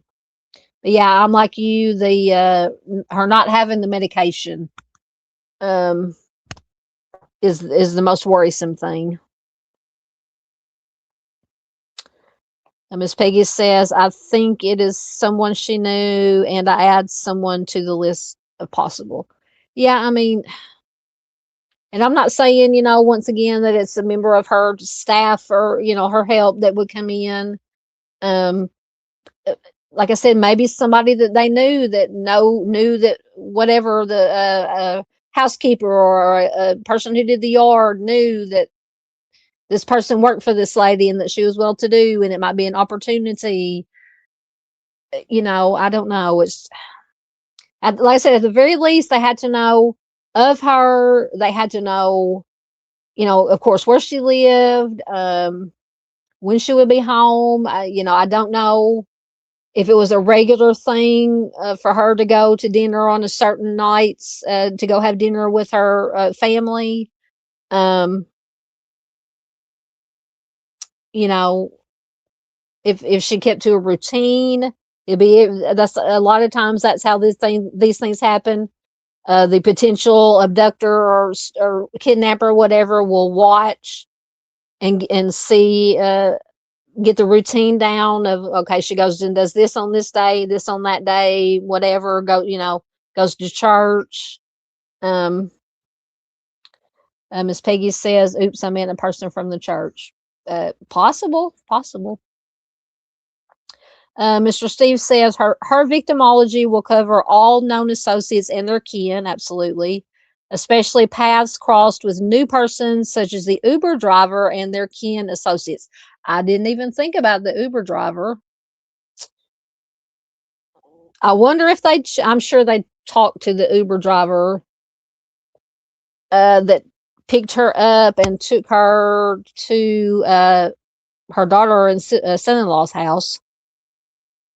You would think that would have been the first, he or she, they would have definitely talked to them. Yes, absolutely. Always thanks to Mr. Steve for his expert. He is the expert. Words of wisdom. All right, I'm caught up again, so we'll get back into the timeline. All right, so February 2nd, biological DNA at Nancy's home is submitted to labs. A local sheriff in Arizona told people that investigators did find biological DNA evidence at the home. While they didn't specify its nature, law enforcement confirmed that the DNA evidence did belong to Nancy, and I'm going to assume, we all know, I don't like to assume, but there was, and I think it was Brian Enton that actually, once they released the house, because they did do some processing of the house, then they did release it back to the family and took the tape down, and so then that's when Brian Enton went up and actually saw the blood spots on the front porch or the front step by the front door. So I don't know. I'm assuming, and they haven't said, they won't confirm or deny if there's any blood found inside the house. So I don't know if this DNA evidence is from that blood, but they have now confirmed that it was Nancy's DNA. Now, once again, I don't know if it's from that blood or if there was blood or any other kind of DNA inside the house that they, confirmed it to be Nancy's. So Nanos, who's the sheriff, told people that in addition to utilizing a search and rescue team and reviewing surveillance footage, investigators, quote, have taken what we believe is biological DNA type evidence, and we are submitting it to our labs. So February 2nd, police say the Guthrie's family is devastated, obviously. Sheriff Nanos spoke to people on February 2nd about the investigation and the Guthrie family's reaction, saying, quote, they're devastated like anyone would be, end quote. He goes on to say they are a family and they lean on each other. We're just staying in touch with them and they know this community supports them as well, end quote. February 3rd, police offer a reward to those with information. As the search for Nancy continues, the PCSD announced on February 3rd that they are offering a reward of up to $2,500 for information related to Nancy's disappearance. I think that is now up to, I believe, $50,000. They are, quote, seeking the public's assistance with any information related to the case, including appealing for any video or photograph information from the scene near the home. So once again, maybe that's why they're going back and was talking to the neighbors today, maybe to see if they could have it in the video. So once again, people are encouraged to call 88-CRIME or 520-882-7463. All calls remain anonymous. People with information can also use the mobile app, P3 Tips, or visit 88crime.org. So February 3rd, Savannah pulls out of the Olympics opening ceremony coverage. So yeah, Savannah was, before this happened, she was going to be one of the ones that was going to cover the Winter Olympics. Of course, obviously, with her mother being missing, that has changed. She immediately went to Arizona. So amid the search for Nancy, people confirmed that Savannah will no longer cover the 2026 Winter Olympics opening ceremony for NBC. The anchor was set to serve as a co-host in Milan, Italy during the February 6th ceremony. NBC Sports spokesperson told people in a statement, quote, Savannah will not be joining us at the Olympics as she focuses on being with her family during this difficult time. Our hearts are with her and the entire Guthrie family as the search continues for her mother. We will share additional information about our opening ceremony coverage planned soon, end quote. So February 3rd, a source tells people that blood was found at Nancy's home. So several days after Nancy was reported missing, a source told people that blood was found at the home. People confirmed that a trail of what appears to be drops of blood can be seen on the front steps of her Arizona home, as well as remnants of an apparent Ring camera that was removed from the front door area. The PCSD did not respond to people's requests for comment about the apparent blood trail, and it remains unclear whose blood was found at the home.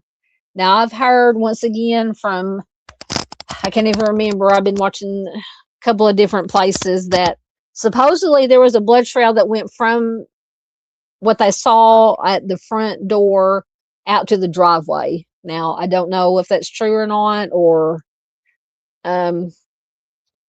but you would think, she did have mobility issues, so you would think that they would have had to driven the vehicle fairly close up to the door to get her into the vehicle that they took her off in. So February 4th, authorities believe Nancy is alive. In an interview that aired on the Today Show on February 4th, Sheriff Nanos said that authorities remain hopeful that Nancy is still alive. Nano said, quote, "We have nothing else to go on but the belief that she is here, she's present, she's alive, and we want to save her," end quote. So authorities have shared that they have not identified a suspect as their search continues, though he noted that the leads we've got coming in are critical to us. They're valuable, and we are sharing those with the FBI and others. So February 4th is when Savannah and the siblings sent this video plea to the potential abductor. Savannah posted a video on Instagram of herself with her siblings Annie and Cameron, in which they spoke out to their mother and her potential abductor. They captioned the post to bring her home. The Today host said, quote, "We too have heard the reports about a ransom letter in the media. As a family, we are doing everything that we can. We are ready to talk. However, we live in a world where voices and images are easily manipulated. We need to know without a doubt that she is alive and that you have her. We want to hear from you, and we are ready to listen. Please reach out to us," end quote. She went on to say, quote, "She is 84 years old. Her health, her heart is fragile. She lives in constant pain. She is without any medicine. She needs it to survive. She needs it not to suffer," end quote. So that is the first video that they did. Just broke. I don't know if you watched the video. Just broke my heart. When I've watched it a couple of times, or more than a couple of times. But I think it's interesting what she mentioned. That it says we live in a world where voices and images are easily manipulated. So of course, so that may, and it's probably far-fetched, but I mean, why would she say that? Would they possibly send some kind of video with the note? Was it just a note? Or maybe she's just saying we need a proof of life, but we know we live in a world where voices and images can easily be manipulated, so they can fake a proof of life video. That's probably most likely what she meant. So on February 5th, a KOLD anchor says that an alleged ransom note for Nancy sent to the TV station included concerning information. So I don't know if this is the second note or the first note.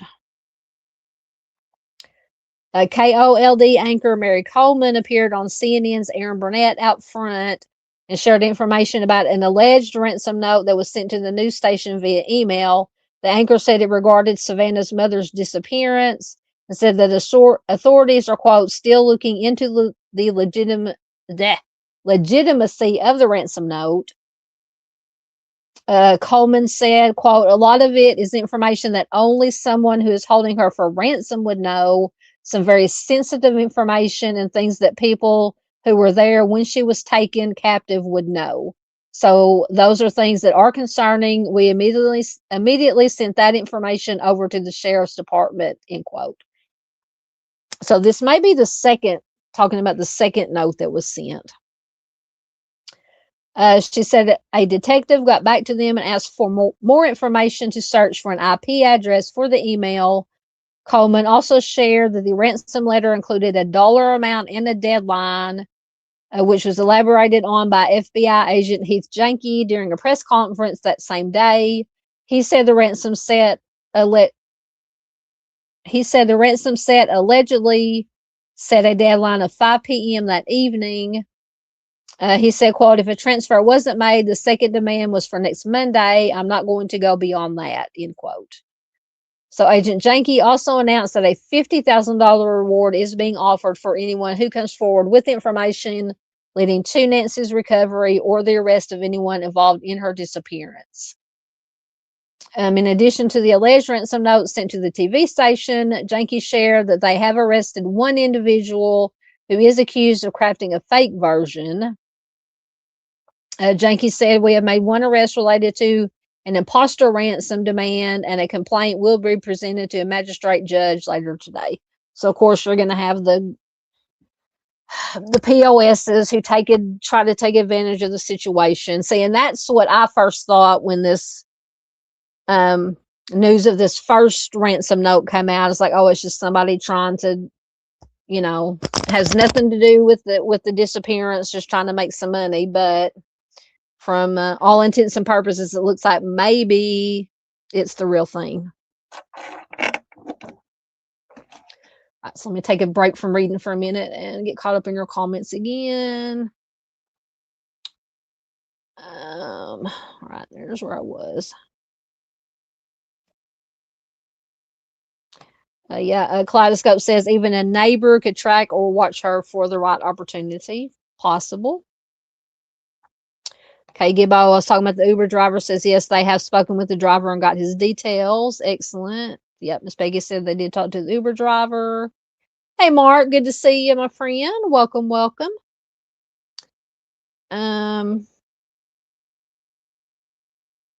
Oh, I forgot to what Miss Paula said. She had the opening ceremonies of the Olympics on in the background tonight. I forgot about them. Dang it. It's already 10:30. Anyway,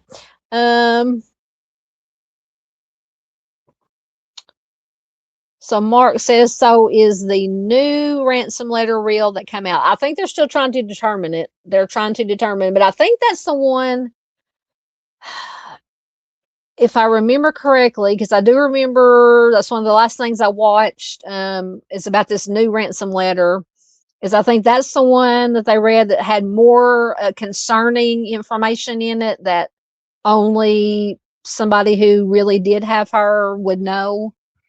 And that they think that whatever was in that second letter might have had something to do with why law enforcement went back again today looking for something. It said they were looking in air ducts, they were looking around, I think they were looking on the roof, and just different places around the house. And if I could be mistaken, but I think that might have had something to do with some of the information that was in the second ransom note. But I think they are, trying to 100% verify that it did come from the same person or people.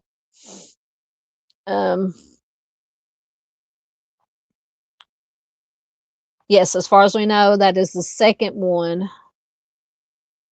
Yeah, then they had the hoax one that they numbskull. I think this is Fritzl Garage watching from Poland. Welcome, welcome. Good to see you. There's Miss Avery. Hello, ma'am. How are you doing?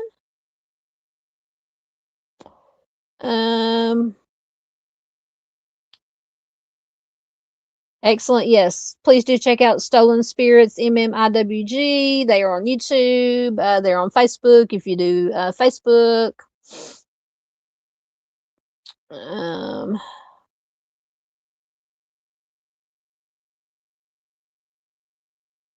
Yep. Yeah,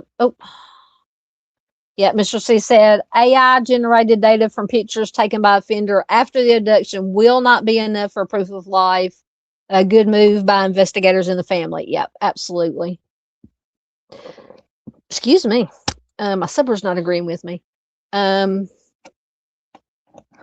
Yeah. That's the first thing I thought of when she in that video when Savannah said, we live in a world that's very easily manipulated by AI generated images and voices. So yeah, it's gonna. I mean, but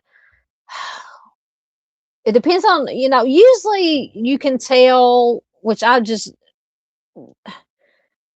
very unsophisticated. A lot of them, the AI that I see, like excuse me, like on YouTube and different videos, you can usually tell when it's AI. But now, if this is a sophisticated person or people, I mean, they may have access to make more sophisticated, more real looking and sounding AI. So, I mean, I don't know what they can do. What would be enough to prove that it's not AI, that it's actually her, that they have her, that she's alive? Short of sending a piece of clothing or God forbid, like a little bit of blood or something to match. I don't know. I mean, I know I'm not trying to be morbid, but um, all right, I'm caught up, so we'll finish up on the timeline. I think we're just about undone. So February 5th, which was what, yesterday the 6th. Police confirmed blood was found on Nancy's porch. So during the February 5th press conference, Jackie confirmed that blood found on the exterior porch of Nancy's Arizona home matches her DNA, so it was the blood on the porch. As of the conference, no suspects or persons of interest have been identified in her apparent kidnapping. So February 5th, also Savannah's brother shares a video pleading with potential abductors. Now, I have not had a chance to watch this video yet.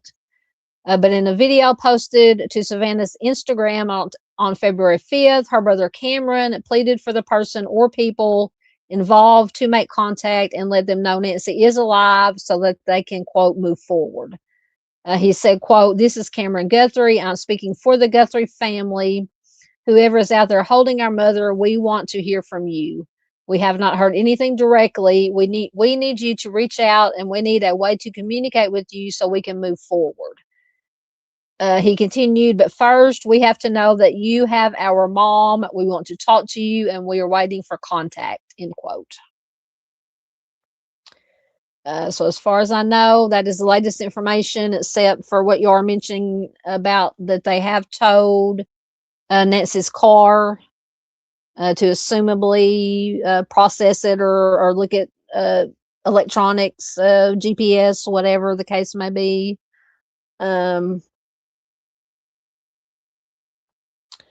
Okay, so Gibbo says, "My guess would be the pic would have metadata, but if it's AI, it wouldn't." Okay. See, I don't know that much about how AI is done, and I don't like AI at all. I don't like AI at all.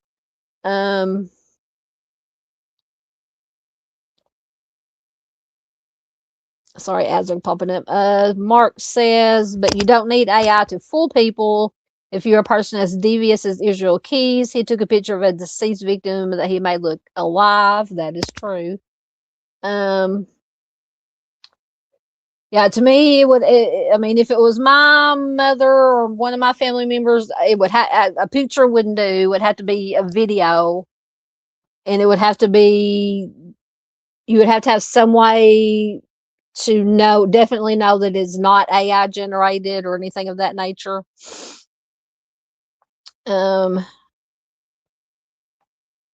Ms. Paul says, "Can they use social media?" I don't know. Basically, the family wants them to contact them directly, or at least go through law enforcement and then to the family. But the family's basically saying, "Contact us." But and I'm sure if they contacted the family directly, the LE is going to have recorders or taps on the phone or whatever they do to record it and to get any kind of information that they can if they do contact them. So just such a sad, bizarre, just hoping for the best, obviously. And we will absolutely stay on top of this one. Thank you for the information about the car, them towing her car.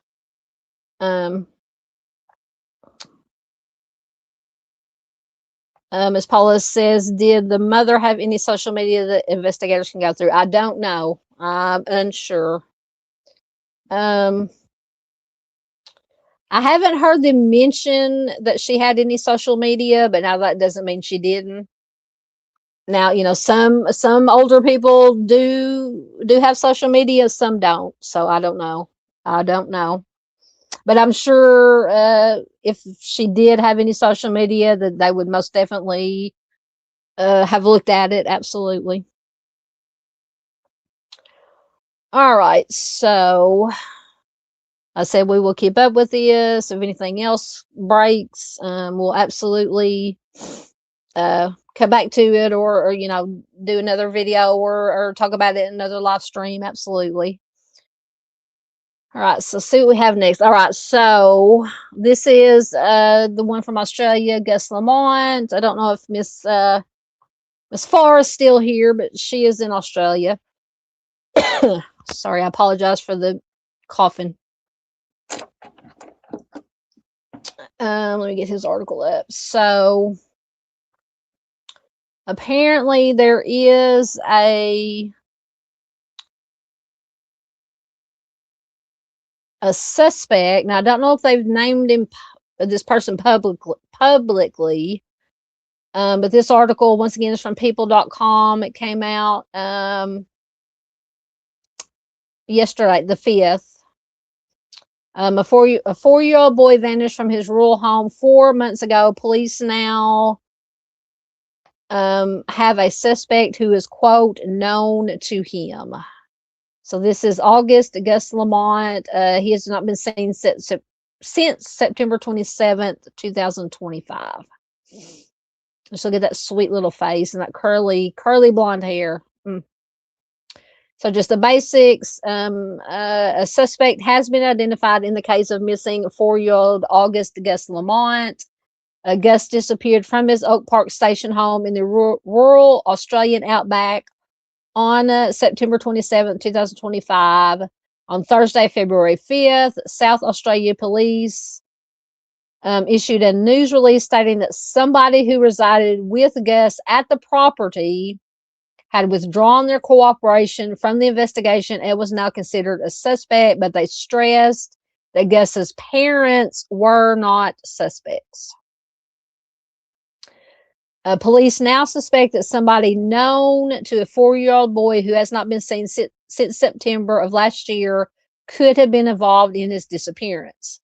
On Thursday, February 5th, South Australia Police, or SAPOL, issued a news release stating that the case surrounding August Gus Lamont, who vanished from his Oak Park Station home in the Australian outback on September 27, 2025, had, quote, been declared a major crime, end quote. So that does not sound good. So as previously reported by People, Gus disappeared while playing in the sand at his family's sheep farm, which is located in a remote area about 25 miles from the South Australia town of Yunta. I hope I'm pronouncing that right. Yunta. A major crime investigation branch officer in charge, Detective Superintendent Darren Filk, said in a press conference on Thursday that one person who had lived at the Outback property was now being considered a suspect, but he insisted once again that Gus's parents were not suspects. So I don't know how many people, I don't know if it meant they were living in the same house, were there multiple houses on the same property or in that general area. So you guys will have to fill me in on this. I'm slightly familiar with this case, but I don't know all the ins and outs of it. So Phil explained that police had executed a search warrant at the property in January, and, quote, a number of items were seized, including a vehicle, a motorcycle, and some electronic devices, end quote. The officer said that family members had been cooperating with police and providing information to help assist authorities with establishing the movements of Gus around the time that he went missing. He said that authorities had identified, quote, a number of inconsistencies and discrepancies amid the ongoing investigation. Filk said during the conference, quote, a person who resides at Oak Park Station has withdrawn their support for the police and is no longer cooperating with us, end quote. So I'm not familiar with how Australia does their, like, is Oak Park Station like a neighborhood, a city? Somebody will have to explain it to me. I apologize.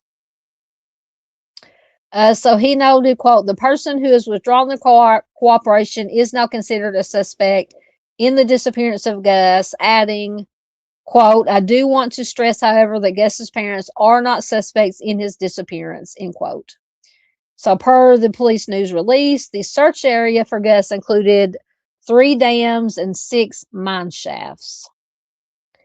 The press release also stated, quote, in addition to the ground searching, extensive aerial searching has been conducted of vast areas surrounding Oak Park Station, end quote. It goes on to say, quote, the search for Gus Lamont involved 163 SAPOL members, 230 non-SAPOL resources, including SES, the Australian Defence Force, and Indigenous Tracker and community volunteers, end quote. Filk added through the news release, quote, despite these extraordinary efforts, all of the combined searches have found no evidence, physical or otherwise, to suggest that Gus has wandered off. Task Force Horizon officers had also searched several locations around Oak Park Station on February 2nd. During the extensive operation, 2 other investigations were being conducted and concurrently by Task Force Horizon officers. It goes on to say one of those investigations focused on Gus being abducted from Oak Park Station by an unknown person. The other was that someone known to him was involved in his disappearance and suspected death. Task Force Horizon investigators have found no evidence to suggest that Gus was abducted.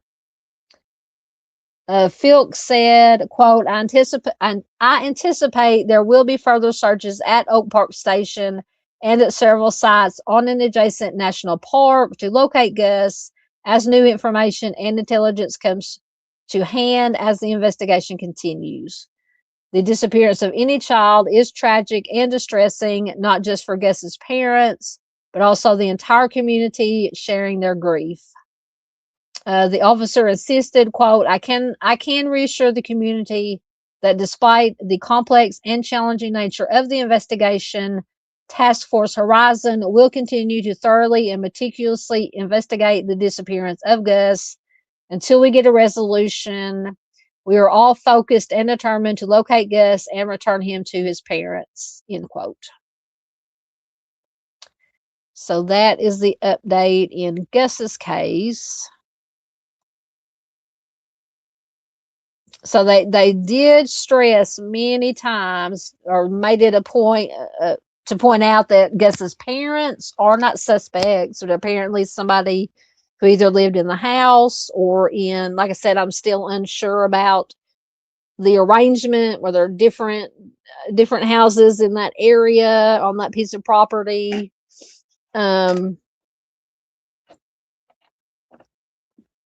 But they did say, you know, it was somebody known to him, but it was not, but his parents were not suspects. Let's see. Let me get back down to, okay, there's where it was at.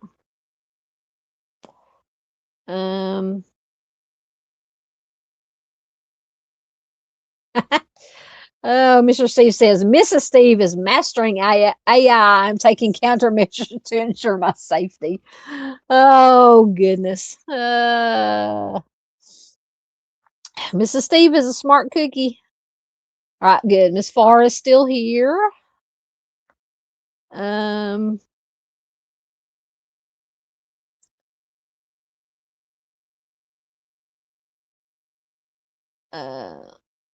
Are you talking about Israel Keys? Wait a minute. Are you talking about Israel Keys? Somebody mentioned Israel Keys earlier. Boston Christian said, I met IK on my back patio who's renovating house next door.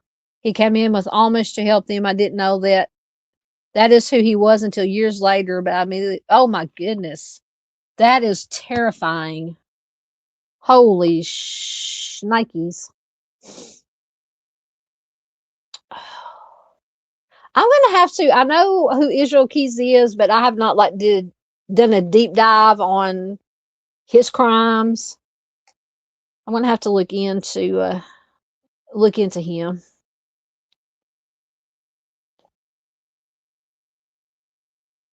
Okay, so Miss Farr, who is in Australia, so has information. says it is either one of the grandparents. Parents are ruled out. Grandparents lawyered up. Granddad is also a grandma. What do you mean? What do you mean by that? Granddad is also a grandma. So were they all living in the same house, or did they have? Because I know out here on the farm, we have different houses. We have our house, and then my uncle lives in my grandparents had passed away, but so now my uncle lives next door in my grandparents' old house. So we have like multiple houses on our land. So is that kind of the situation there, or were they all living in one house? If you have that information. Yes, thank you, Gibbo, once again. Do all the things. Yeah, that is very scary. So Mark is asking Boston. I'm sure he presented himself, talking about Israel Keys, as a normal guy, or did you sense something about him? Said he felt dark. Would you?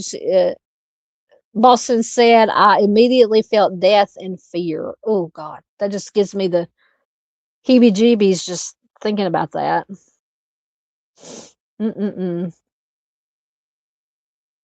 Thank you, Gibbo. Thank you for being here. Gibbo says, I'm off to bed. I will rewatch tomorrow. Good night. Thanks, and everyone else. Absolutely. Thank you for being here, sir. Thank you, Mustang.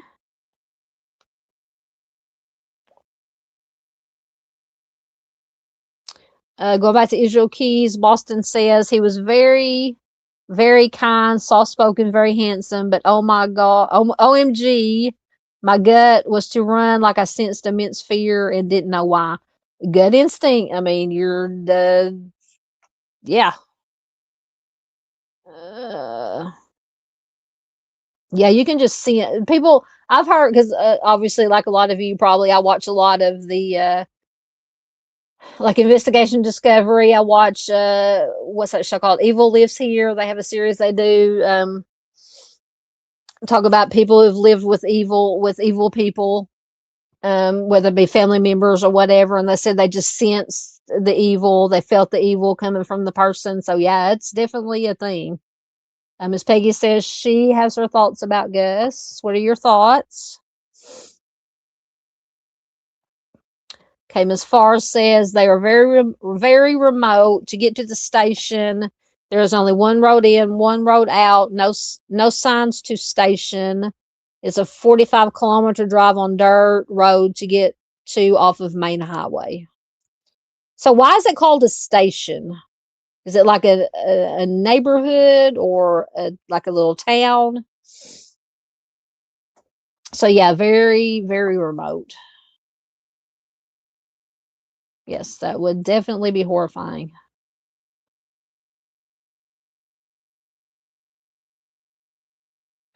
Boston says, once again, going back to Israel Keys, he was very, very kind, very intelligent speaking, was very helpful about my patio room I wanted to put in, very kind, but wow.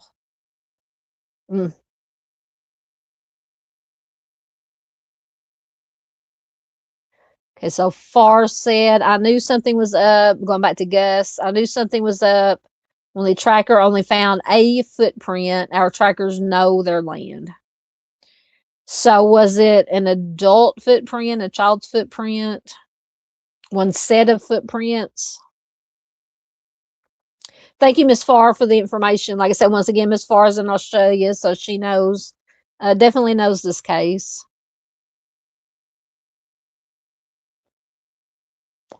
Yeah, Mark says, talking to Boston, death and fear, your intuition was right. Absolutely.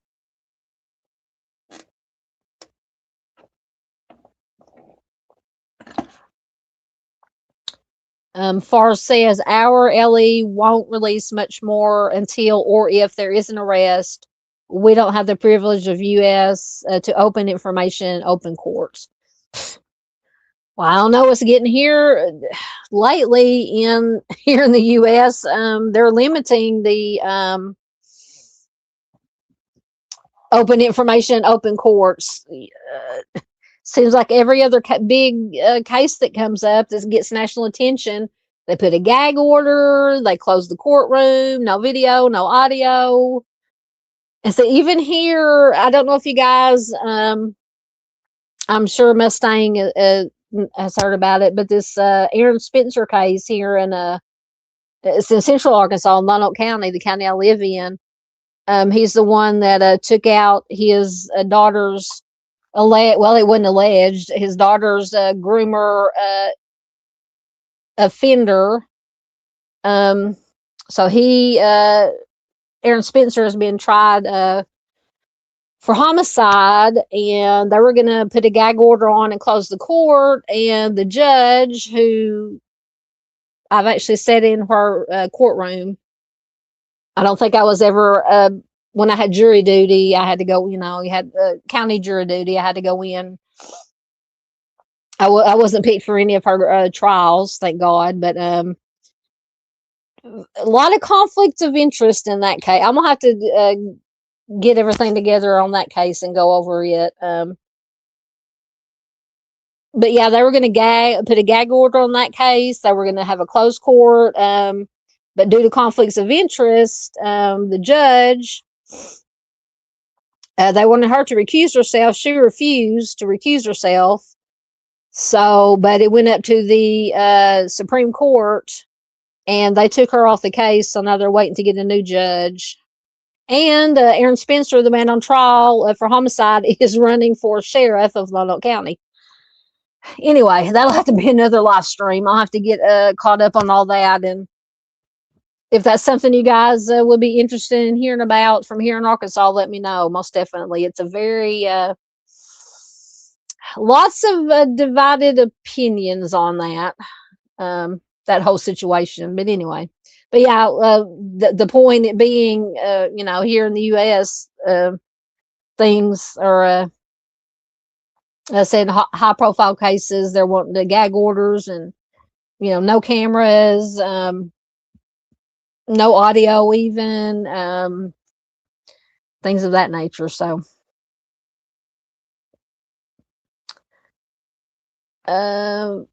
Far says, I did hear the timeline doesn't add up. Are you talking about in Gus's case?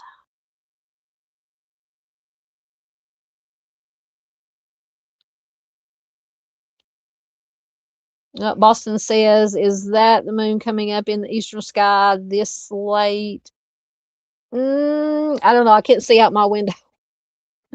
I know we did have a full moon the other night. They called it the snow moon. I guess the full moon in February is always called the snow moon.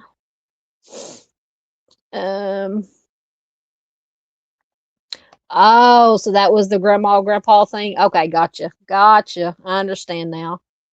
Thank you, Mark. Mark became a new YouTube member. Thank you very much.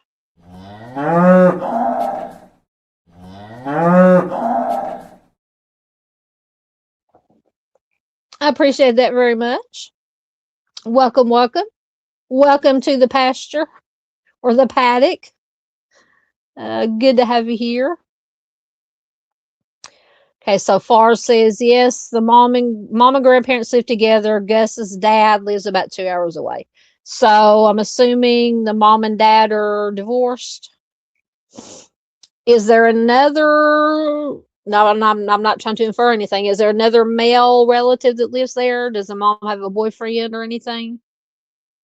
I'm just curious. I'm not saying that it has anything to do with anything, but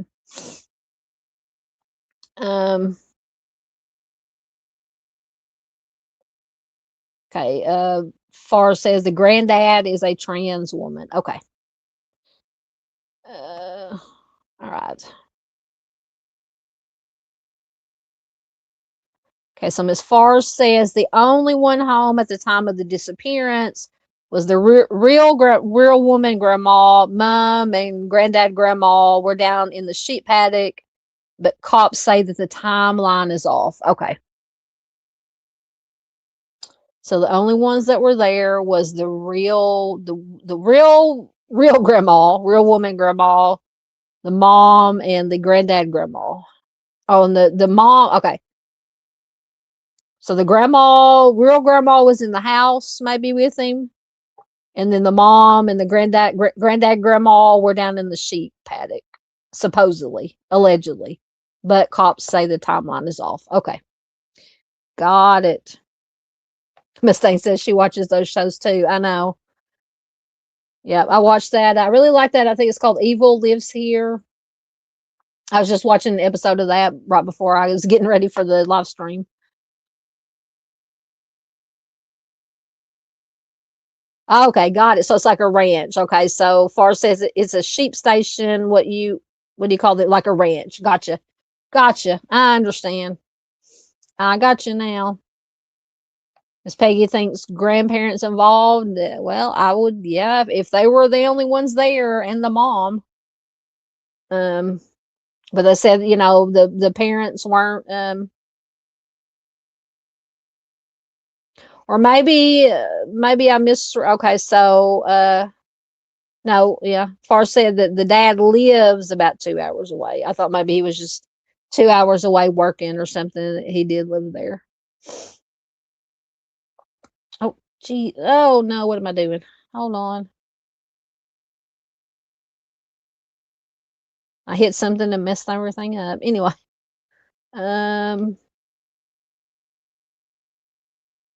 Okay, so they only found one child's footprint. That's strange, obviously.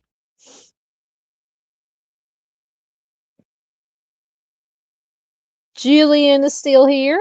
Good to know. Far says it's a huge station. They searched the whole bottom half of the station, 5 kilometers. I don't know how to translate that into miles or square miles. All the way around, was still on the station's property. For most of the search, he could not have walked to the nearest next house. Okay. So is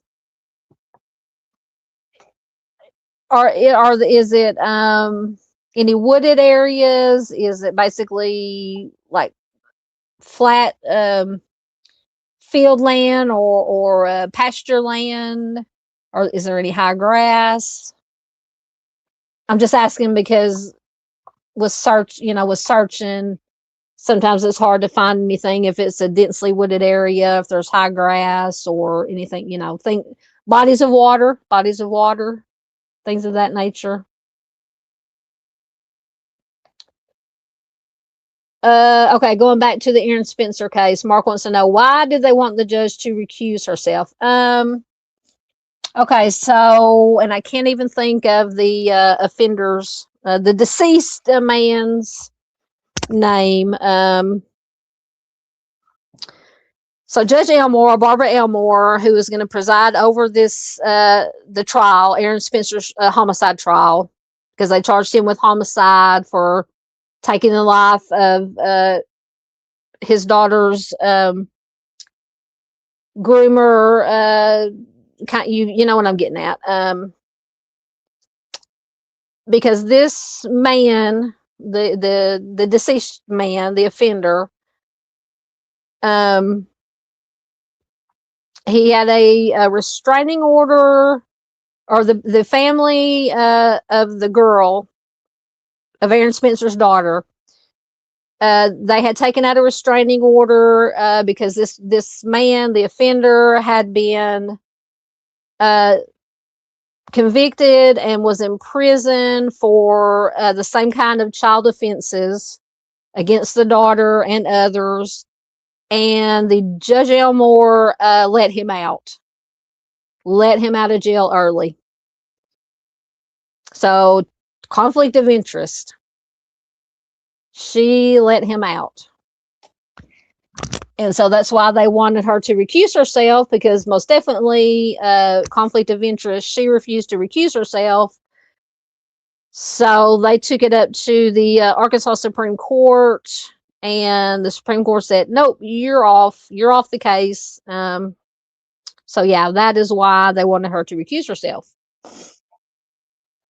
is because she let the perpetrator out of jail early.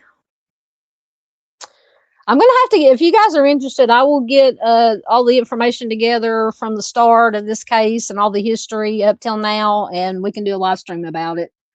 Very I have my opinions. I have my opinions. I'm not saying what, by no means saying that I agree with like what they're calling vigilante justice for what Aaron Spencer did. Even though he caught, the reason that he caught like I said, I can't even I had to look up the offender's name. Anyway, his name's not important. He had come and got the daughter had left with him in the middle of the night. And so when the mom and dad, Aaron Spencer and his wife, found out that their daughter was gone, they called the police. After they called the police, the dad went out looking, ended up finding the offender in the truck with his daughter, with Aaron's daughter. And he was trying to get her back. I mean, that's it. That's his story. That's his side of the story. And ended up taking the offender out. So now he's been charged with homicide. Okay,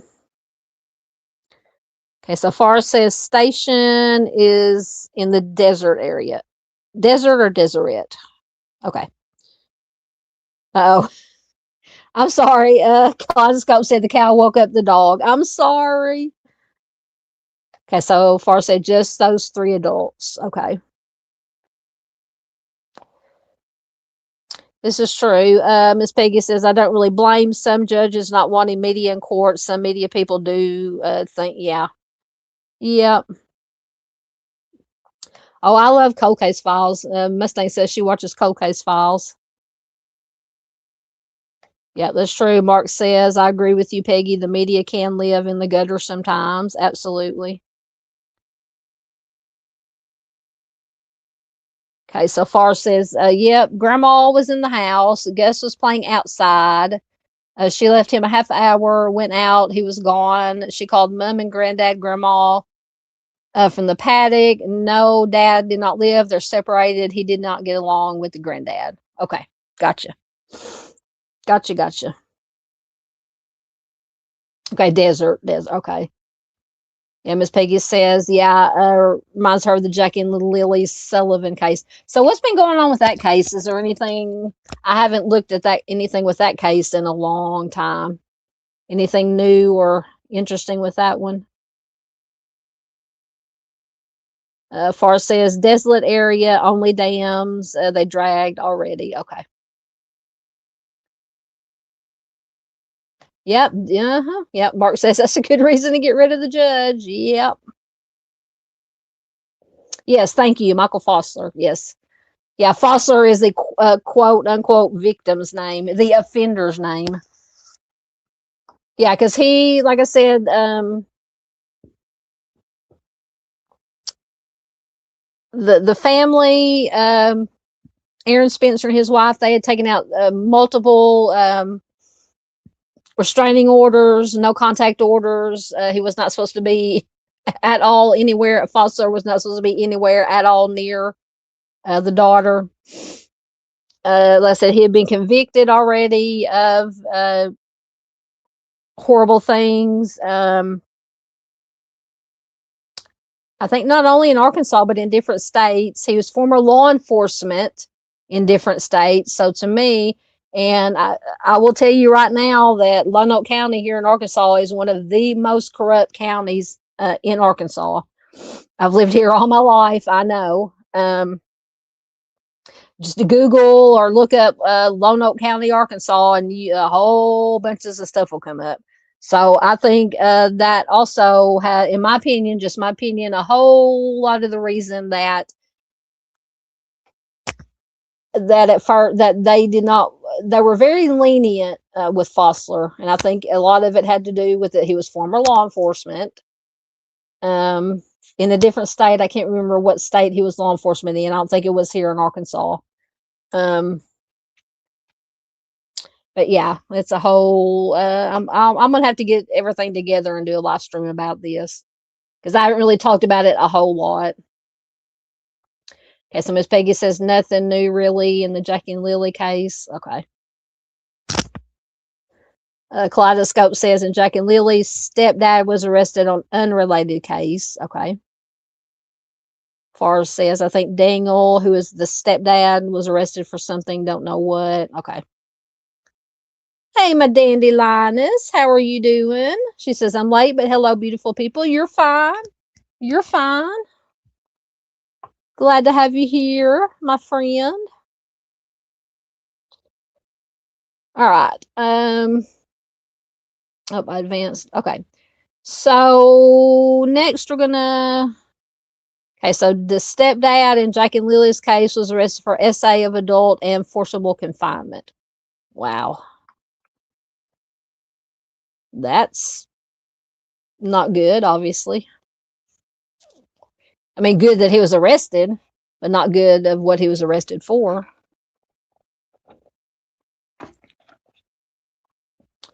As Peggy said, he was arrested on abuse of an adult female.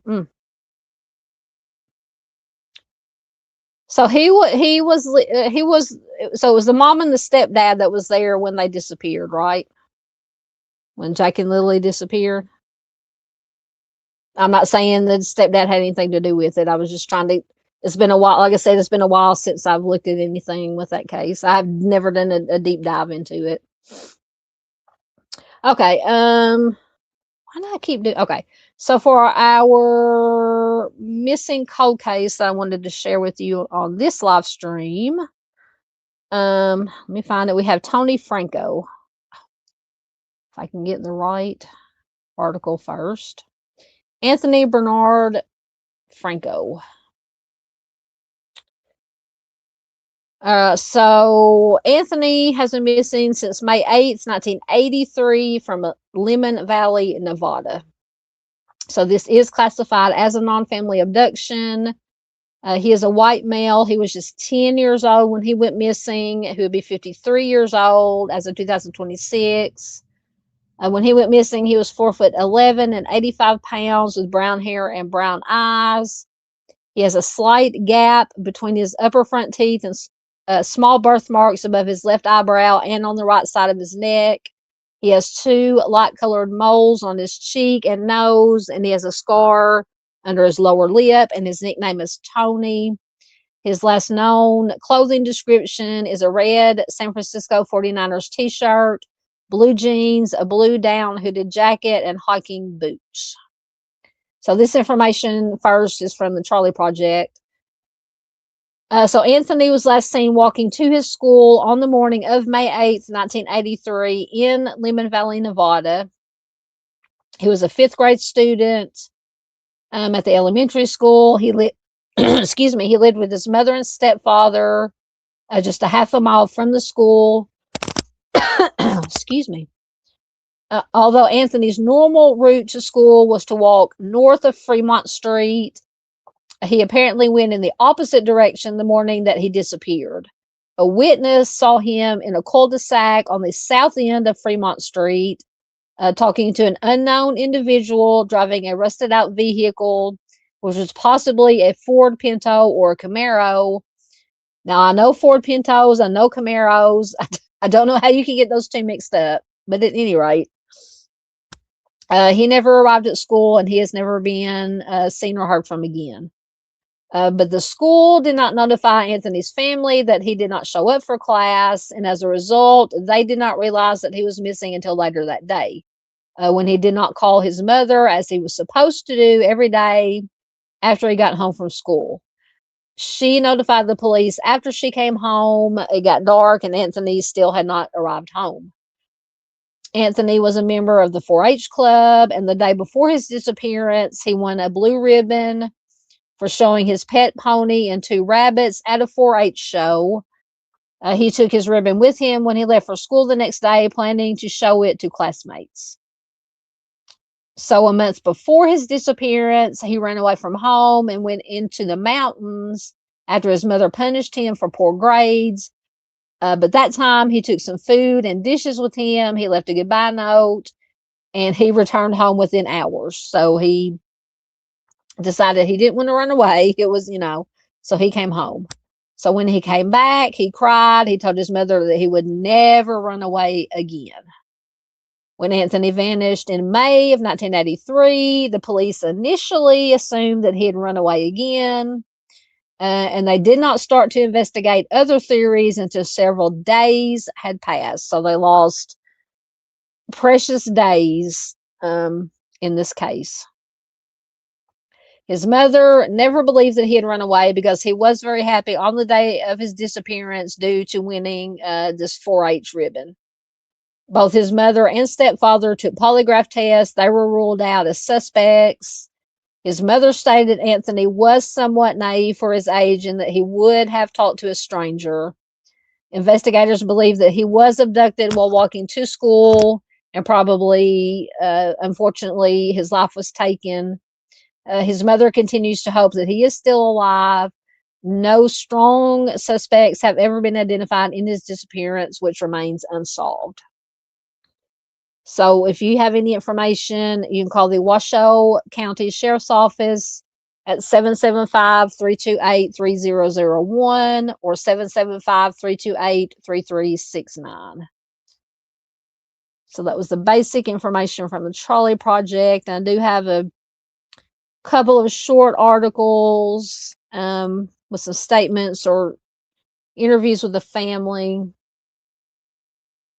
And they did do an age progression. Let me go back.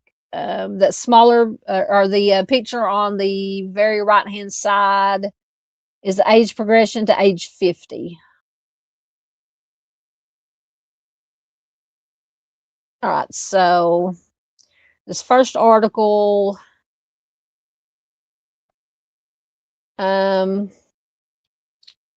is from May of 2015. Tony Franko, a cold case that taught hard lessons. Oh, come on. Ads. So May 9th, 1983, a 10-year-old Lemmon Valley boy left for school and simply disappeared. 32 years later, his mother waits for answers, and the sheriff's cold case unit is or was taking a new look. Eliza Ackerman Stewart lives surrounded by the memories of her son. Pictures, cards, a scrapbook, the kind of things a mother keeps and treasures. But what you see is a time capsule, 10 years of a life that suddenly changed 32 years ago.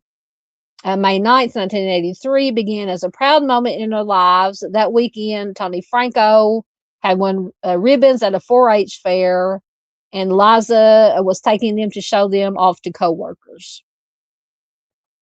He was getting dressed as she left for work. Tony always walked himself the short distance to Lemmon Valley Elementary. That morning, he left home and simply disappeared. From his home in Lemmon Valley, the most direct route would have been to walk north on Fremont Street, but this particular morning, we have reason to believe that he walked in the opposite direction. Detective Rick Belk of the sheriff's cold case unit said, quote, "It is odd, but it was not uncommon for kids to stop off at the 7-Eleven before going to school," end quote. So I'm assuming that the 7-Eleven is in the opposite direction of where he should have been walking, maybe. I'm not sure on that. So the 7-Eleven is a short distance beyond the cul-de-sac at the south end of Fremont, where Tony was last seen. A witness reported him leaning over and talking to an unknown subject in a rusted out, possibly a Ford Pinto or even a Camaro. That detail has never been widely reported. In fact, investigators did not have that information until a couple of months later, when a witness came forward with a memory that hadn't seemed important at the time. Unfortunately, the description was vague and, like other potential leads, led nowhere. It was 1983. Missing kids were usually first assumed to be runaways, and Tony had briefly run away for a few hours a month earlier after an argument with his mother over his report card. That incident remained part of the narrative of the case for some time, and along with procedures of the time, colored authorities' response. A week passed before a neighborhood-wide search was organized. Eliza, his mother said, quote, they didn't really look for him until they told me to take a lie detector test to see if I had done something to my son. And I thought that is so crazy, end quote. I know. Why would you? I mean, they just immediately went to the mom. Hey, take a lie detector test. I mean, I could understand that if they've looked and exhausted all other things, say maybe, hey, will you take a lie detector test just to, rule them out, if anything. But apparently they came to her first to take a lie detector test before they started looking. So weeks and months went by. Liza was just in despair, as you can imagine. She even considered self-harm. She says, quote, but then I heard a voice, I think it was the Lord. What if he comes home and you're not here? That stopped me from doing that, end quote. So months turned to years, and Tony Franko was joined by other missing children. Protocols changed. If he went missing today, there would be an immediate massive response. I don't know about that. We still hear, unfortunately, these days that it's automatically run away, run away. So Liza says that she is glad things have changed, but can't help wonder what it could have meant to have a more immediate response back then. Meanwhile, the case is getting a fresh look. Belk and his partner, Dave Jenkins, also a retired veteran, Reno police detective, are pouring through the case files. He says, quote, we're talking and re-interviewing people who were young at the time and are now older and may have new information, and it just might be that one piece of information that helps us solve this case, end quote. As we always say, no bit of information is ever too small. And while they work, Liza Ackerman Stewart does the only thing that she can do, posting Tony's pictures on the internet with holiday and birthday greetings to a son that she lost 32 years ago, clinging to a faint hope and waiting for answers.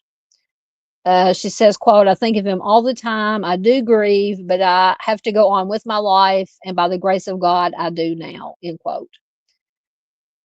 So there is a chilling follow-up to this story. 4 years after Tony Franko disappeared, an 11-year-old girl disappeared in the middle of the day, just a short distance from where he was last seen. This was Jennifer Martin, and she has never been found.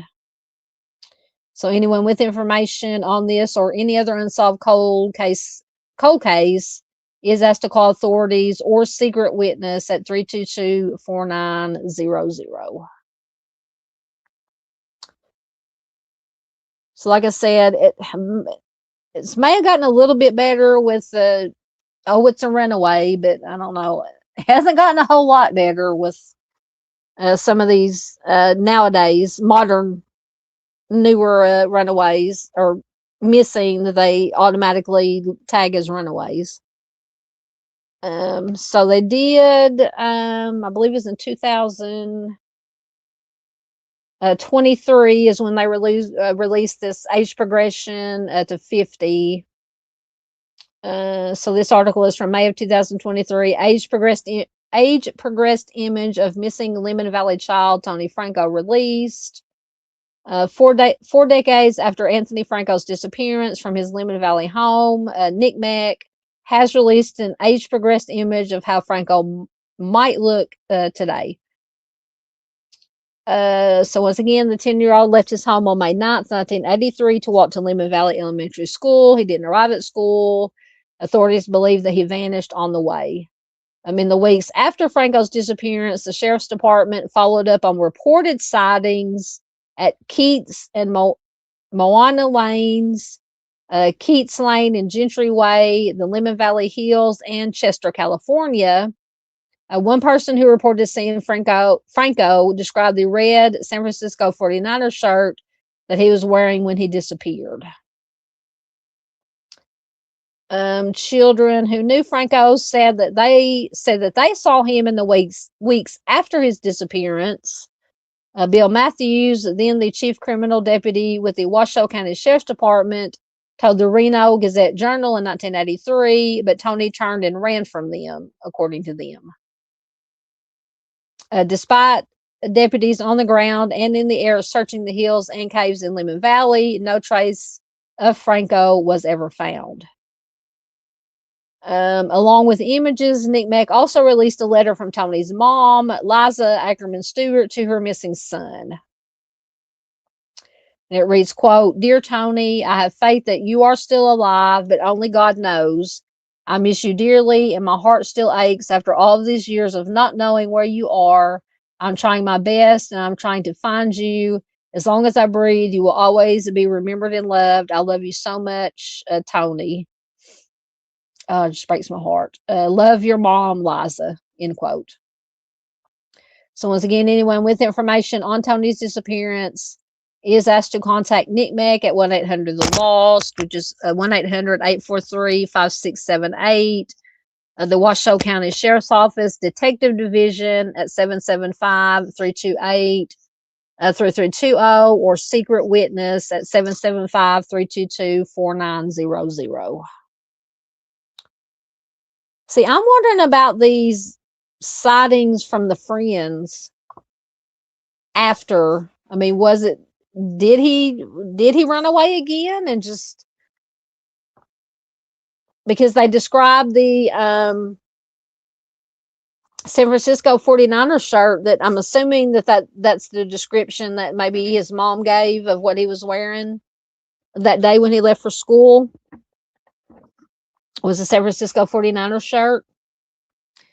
But apparently one of the witnesses, I don't know if it was one of the kids or somebody else, said, yeah, I saw him wherever, and he had the red San Francisco 49ers shirt on. So did he run away, and then after he ran away, something nefarious did happen? Or he could have had an accident, and depending on the terrain, he could have fallen into a gully or a crevice or something, because it's like, I don't know, Ms. Z is still here, but she always says people can choose to disappear, but sometimes after they leave of their own accord, something happens that is out of their control, and they find themselves in a situation that they can't get out of. Something nefarious does happen. That could have been the case, that he initially did run away for whatever reason, although his mom said he was happy. He had won this 4-H ribbon for showing his pony, and but then we got this, which they didn't find out till, what they say, months later, that he was seen. A witness saw him talking to a person in an old either Pinto or Camaro. Could that have something to do with it?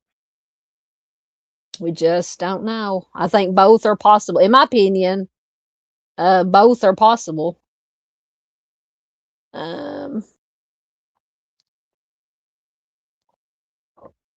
Let me catch up on the comments again. I think that was all I had on.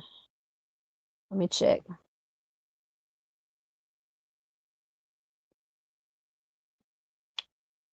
I have one more article, but I don't know if it has anything different than what we already went over. I think that's about the age progression.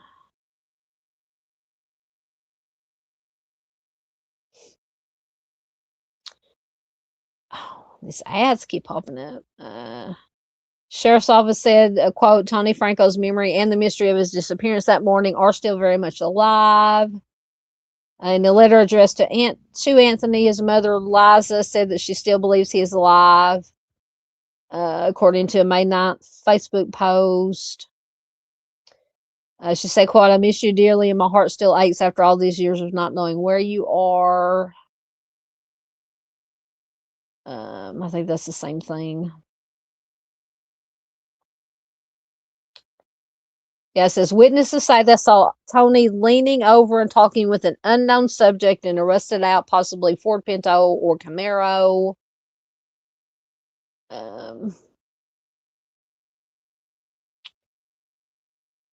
Yeah, so that's just the same information as the other articles.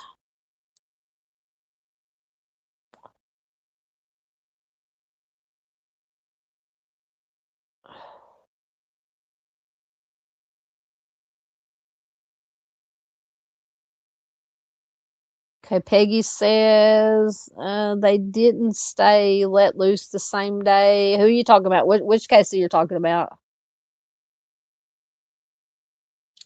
Kaleidoscope says yes, and mom left shortly after. Are you talking about the Gus's case?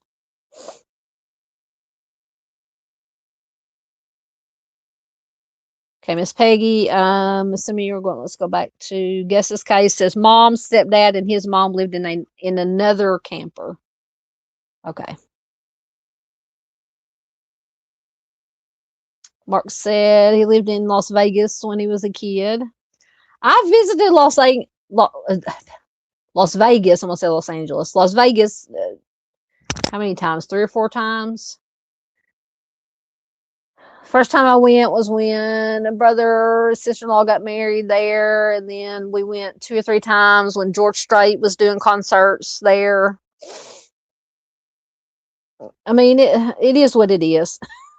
And I haven't been back over there since they legalized the Mary Jane. So, well, now my baby brother and sister-in-law went over there a couple of times after it was legalized, and they said it was, you know, it just everything reeked, of course. Now, my favorite part when I was over there was the mafia stuff. You know, I went to the mafia museum they have over there. I loved Fremont Street experience. The neon graveyard where they put all the old neon signs. Because I'm not a gambler. I mean, a lot of the casinos and hotels are beautiful just to go in and look at, but you know, I'm not a gambler. I may take, like $20 and play slot machines. And when I lose that $20, I'm done. Yeah, Kaleidoscope says that is too long without answers. Absolutely. Kaleidoscope says I ran away once. Police found me sleeping in a neighbor's yard. Yeah. Dandy says I ran away a lot as a young teen. KE. You mean Ellie found me and took me home. I think I threatened to run away. The extent of my running away, if I ever got mad, was just to go down into the woods, our woods here on the farm. But I mean, we would during the summertime, us kids were allowed to go, camp out in we'd take the tent and the sleeping bag and spend the night in the woods.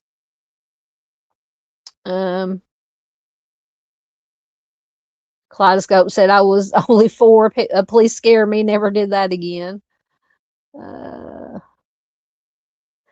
Yeah, I think if any of us kids ever threatened to run away, my mom was like, "Okay, I'll help you pack your bags."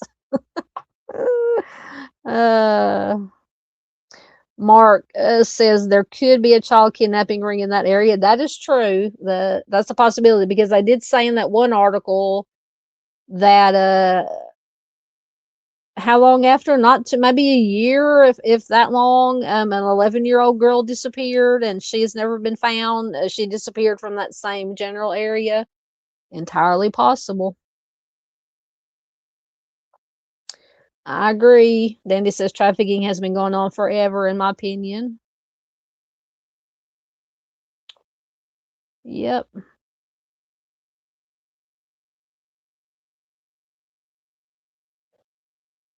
Dandy says stolen and trafficked children are easily discarded. These children need to be found. Absolutely, 100.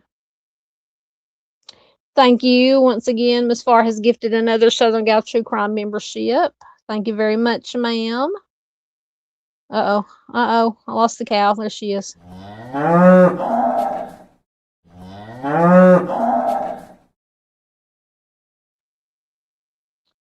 Thank you so much, ma'am.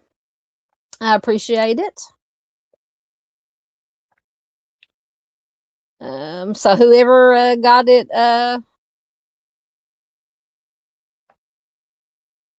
you'll have to tell me on the look and see on the YouTube chat. It should say. I can't see it on StreamYard. It better have given a membership. I'll have to check it out. I have to watch the chat replay later and see if I can see it. Okay, so that was our Anthony Franko. And I'll find that missing poster that I have on the left-hand side of the slide. I will post it on my community tab and on Facebook. So please share it if you don't mind. All right, so next we have a Canadian woman that went missing, but they have found her remains. They found her remains in Florida. And it says, and I've never heard of this person before. It says she may have been the victim of the Florida vampire aurist. I'm just going to say aurist. So very interesting. I found it interesting. I hope you guys will too. And this, I also found some information just from Wikipedia from John Brennan Crutchley. We'll go over that, but first we'll go over the story of, I believe her name is Jeannette Marcotte. So this is from people.com. It is from February 4th of this year. A Canadian woman who went missing 40 years ago may have been the victim of Florida vampire essayist. We'll just put it that way. Get the ads out of my way. So just basic information. Authorities identified the remains of a Canadian woman found in a wooded area in Malabar, Florida. I do not know what part of Florida Malabar is in. I've never heard of Malabar, Florida. Jeannette Marcotte was last seen in Saskatchewan in 1981 or 1982. Police suspect her death may be connected to vampire essayist John Crutchley. And that smaller picture, inset picture, is John Crutchley, but her cause of death remains undetermined. So human remains found in Florida have been linked to a Canadian woman who disappeared more than 40 years ago. The remains of Jeannette Marcotte were discovered in a densely wooded area in Malabar, Florida. I want to say Marlborough, Florida. Malabar, Florida, in January of 1985, according to the Canadian press. So Marcotte vanished without a trace and was last seen in Saskatchewan in 1981 or 1982. Per reports, she was allegedly en route to Vancouver, British Columbia. According to the Canadian press, police were unable to identify Marcotte, and she quickly became known as Malabar Jane Doe. She was finally identified via genetic genealogy, per a statement from the Brevard County Sheriff's Office, the Medical Examiner's Office, and Othram, a forensic laboratory. Marcotte's remains were discovered next to another woman, Kimberly Walker, who had previously been identified by her dental records, according to the Winnipeg Sun.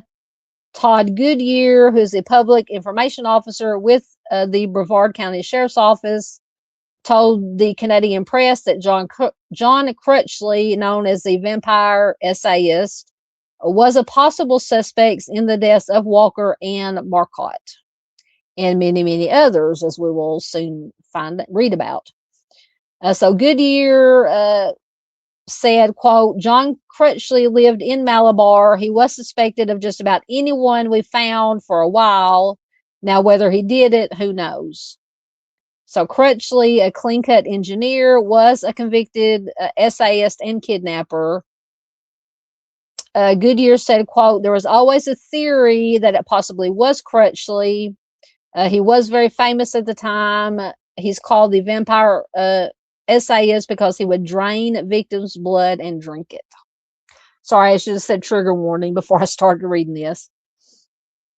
So Crutchley pleaded guilty to kidnapping and SA in 1986 after he abducted a 19-year-old woman and tortured her for 20 hours before she escaped in November of 1985. He was never convicted of homicide, but authorities suspect he may have been involved in a number of unsolved killings, according to the Tampa Bay Times. He was released on parole in 1996, but he returned to prison 2 years later for a substance conviction. On March 30th of 2002, he was apparently found deceased in his cell at Hardy Correctional Institute with a plastic bag over his head. So investigators concluded that he accidentally passed away from autoerotic asphyxiation. I can't say it. autoerotic asphyxiation. If you don't know what that is, look it up.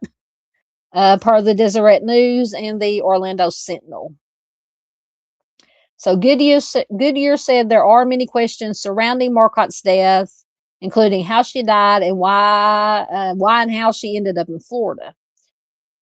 Goodyear said, quote, "We don't know why she was here. We still don't know that, and her death is undetermined because this happens a lot with skeletal remains. A lot of times you cannot come up with the COD," which is true. So that is Jeannette Marcotte. So this Crutchley guy, so I had to go look up him. He obviously is not a good dude. So I just gonna go to Wikipedia, because it just has all the information in one place. So John Brennan Crutchley was an American convicted kidnapper and essayist, a possible serial offender. He was suspected of taking the lives of up to 30 women. He was called the vampire aurist because he drained the blood of his one confirmed victim almost to the point of death. So he was born the youngest of 3 children and into an affluent family in Clarksburg, West Virginia, on October 1st, 1946. He talks about his parents. According to Crutchley, his mother was distraught over the loss of her eldest child, Donna. Donna had died during emergency surgery the year before John was born. Her COD was listed as circulatory collapse. When Crutchley was born, his mother was disappointed because he was a boy. She wanted to have another daughter, apparently. So she began dressing him as a girl for the first 6 years of his life. So that may have something to do with... Anyway, so in addition to being forced to wear a dress, Crutchley also claimed that his parents subjected him to severe abuse, which included beating him until he lost consciousness. It says that he was a friendless child. He preferred to spend most of his time tinkering with electronic gadgets in the basement of his home. This penchant for electronics paid off early when he earned money repairing and rebuilding complex radio and stereo systems. He graduated from Upper St. Clair High School in Upper St. Clair Township, Pennsylvania. He earned a Bachelor of Science degree in physics. He later got a Master of Engineering degree from George Washington University. He married his first wife in 1969. So apparently his first marriage showed strains by the time he graduated from college. It had all but ended by the time he moved to Kokomo, Indiana to work at Delco Electronics.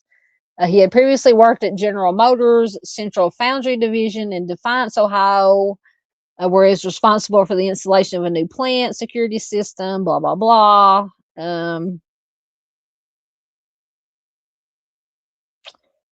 So his departure from Kokomo came after an investigation was made by plant security into missing materials. He later moved to Fairfax County, Virginia. He remarried in the mid-1970s. He worked for several high-tech firms in Washington, D.C. He later moved to Florida. He began working in 1983 at Harris Corporation in Palm Bay. It says at the time of his arrest, he was found to be in possession of a great deal of highly classified information regarding naval weaponry and communications. It says the FBI, CIA, and Naval Intelligence considered opening an espionage case against him, although they ultimately never did. Okay, so on to his arrest, discovery, and investigation. So on the evening of November 22nd, 1985, in Malabar, Florida, a nude woman, later identified as 19-year-old Laura Murphy, handcuffed at both feet and ankles, was found crawling along the side of the road. She had been passed by several trucks before a motorist stopped to help her. She begged the motorist to not take her back to, quote, to that house. When he asked where, she told him to remember a certain house He noted the location. He took her home and called for police and an ambulance. So the hospital determined that the victim was missing between 40 and 45% of her blood and had ligature marks on her neck. So she's missing almost half her blood. It is a freaking miracle that she was able to get away and find help. So she had been hitchhiking the day before on November 21st, and she claimed that Crutchley had picked her up and was willing to take her to where she needed to go, which was the nearby city of Melbourne, Florida, but said that he had to stop off at home first to pick up the notebook he claimed that he needed for work. Once in his driveway, Crutchley invited her in, but she refused, at which time he tied a ligature around her neck, choked her into unconsciousness, and dragged her into the house. Then he removed her clothing. He strapped her to the counter in his kitchen. She awoke to find that she was tied to the kitchen countertops. Her arms and legs were immobilized.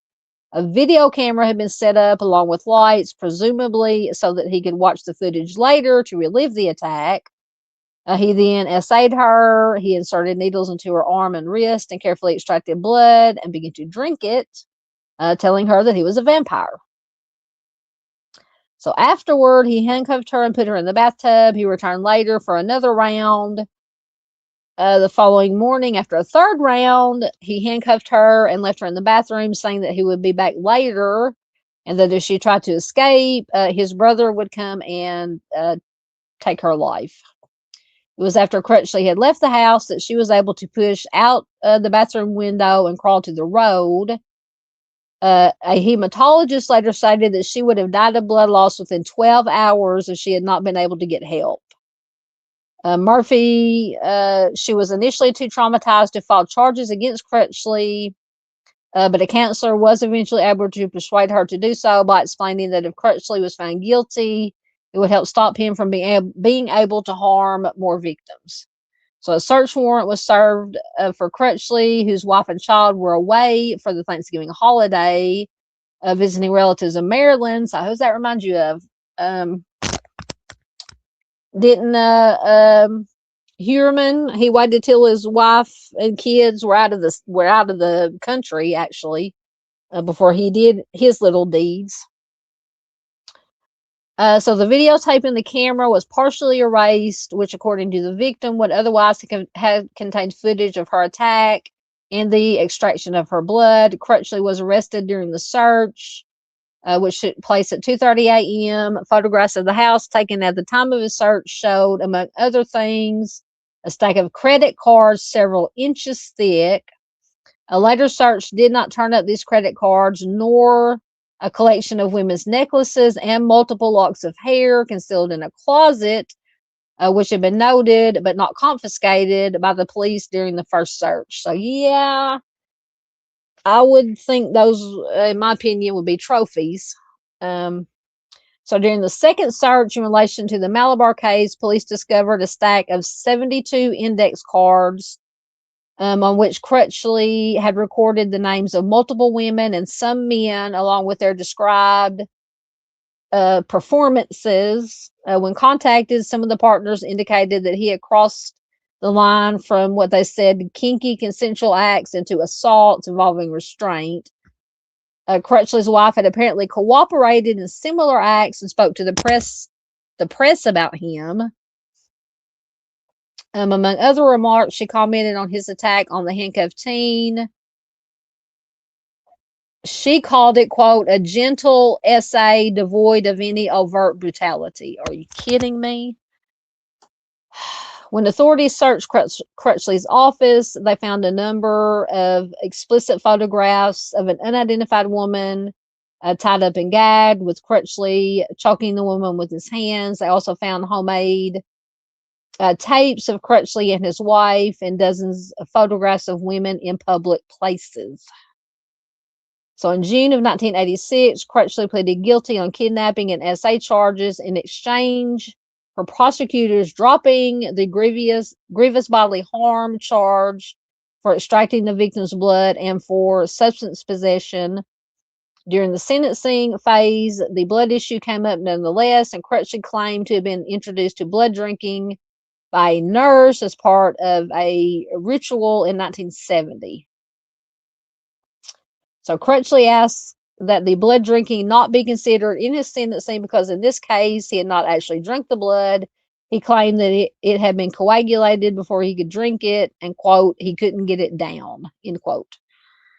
Oh, so Crutchley's wife did not take the stand, but told reporters that her husband was not guilty and was, quote, just a kinky sort of guy.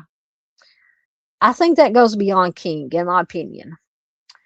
So based on testimony at the sentencing hearing, the judge chose to exceed state guidelines and sentenced Crutchley to 25 years to life in prison with 50 years of subsequent parole. Yeah, so this guy is... Right, let me check your comments and before we get into his list of possible victims. Let's see.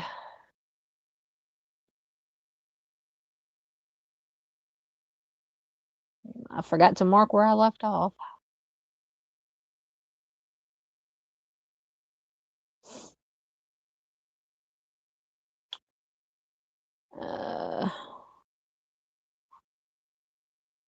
Dandy says YouTube has been glitchy lately. Far is a queen. Absolutely. Yeah, it might show up. Like I said, I'll try to go back and actually I can check the YouTube studio. It'll tell me all the members and I'll look for new names. But thank you once again. Far gifted 2 memberships tonight. Kaleidoscope says, I haven't heard this one. And Saskatchewan is where I live. Yep, 40 years. She disappeared 40 years ago. And still, to me, it blows my mind because it says she was last seen in 81 or 82.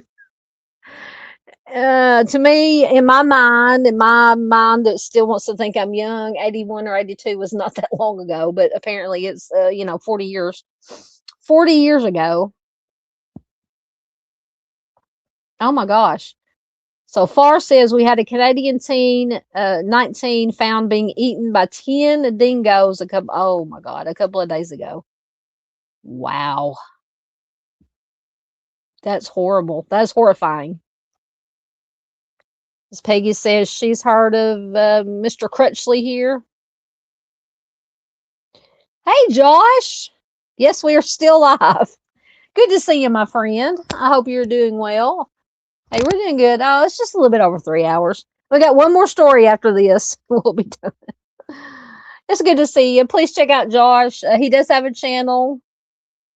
Maybe he should be getting back at some point to he does excellent live streams, excellent cases, missing persons cases. It's good to see you, my friend. Far says I haven't heard of him before. You're talking about Crutchley. Jen 38 says I'm here. Is it somebody I know that may have a different name? If please let me know if you are. If not, if you're new here, welcome. Good to see you. I know YouTube does something funny with you guys' names too. Like some of them are the same, and then some of them are different. So I don't know if some of you change your names or if it's just the way that YouTube puts them on there now.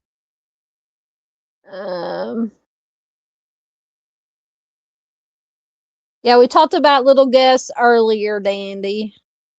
Apparently there's where'd he go? There he is. Apparently there's a suspect that is known to him, but it's not they said the mother and father aren't suspects. Yeah, Mark said it's a horrible way to pass away. Far did they hunt down the dingoes and put them down?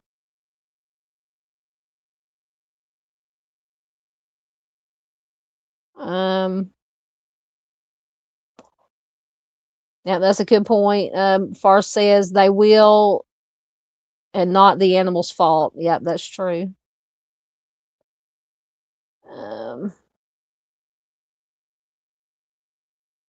Yep. Yep, just to recap, Farr said they have a suspect, grandparents lawyered up, mom and dad ruled out, timeline doesn't add up.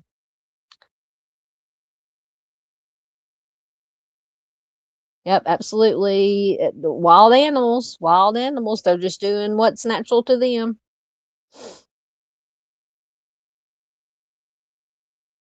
Yeah, 30 women. Yeah, we're going to get it. We're quickly going to go through what Wikipedia has listed as possible victims.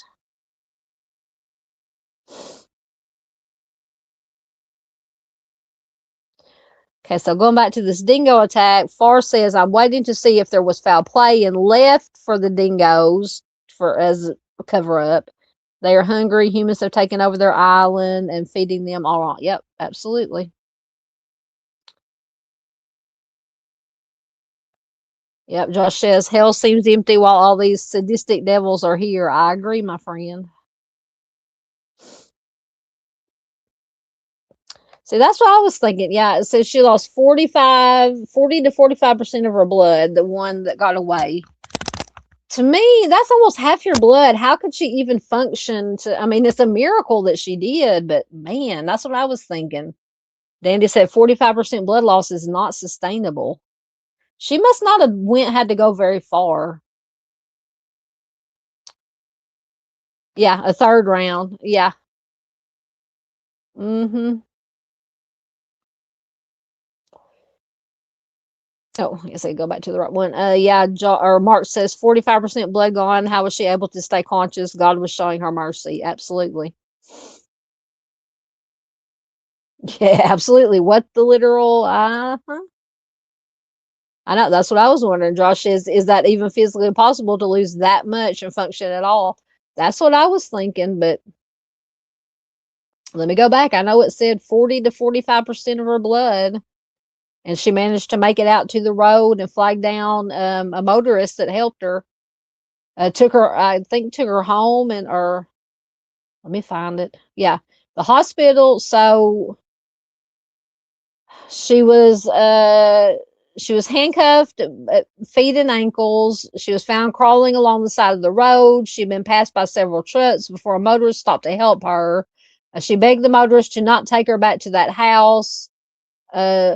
So they asked where. The person remembered the house. He noted the location. He took her home and called for police and an ambulance. So the hospital determined that she was missing between 40 and 45% of her blood and had ligature marks on her neck. So yeah, I don't understand. It's a miracle. God had his hand on her, most definitely. Yep, Danny said, hell is on earth, heaven is for when we leave our body. Absolutely. Yeah. Kaleidoscope said this guy is terrifying. Absolutely. Okay. Welcome, Death by Booby. Says hello, lovelies. Welcome. That's once again another new name. Nice to see you. Welcome. Yeah. Kaleidoscope says, so he's okay with people knowing that he's a essayist, but not that he drinks blood. Yep, makes perfect sense. I know. Thank you, Josh. Gifted one Southern Gal True Crime membership. Thank you so much, my friend. Put another cow in the paddock.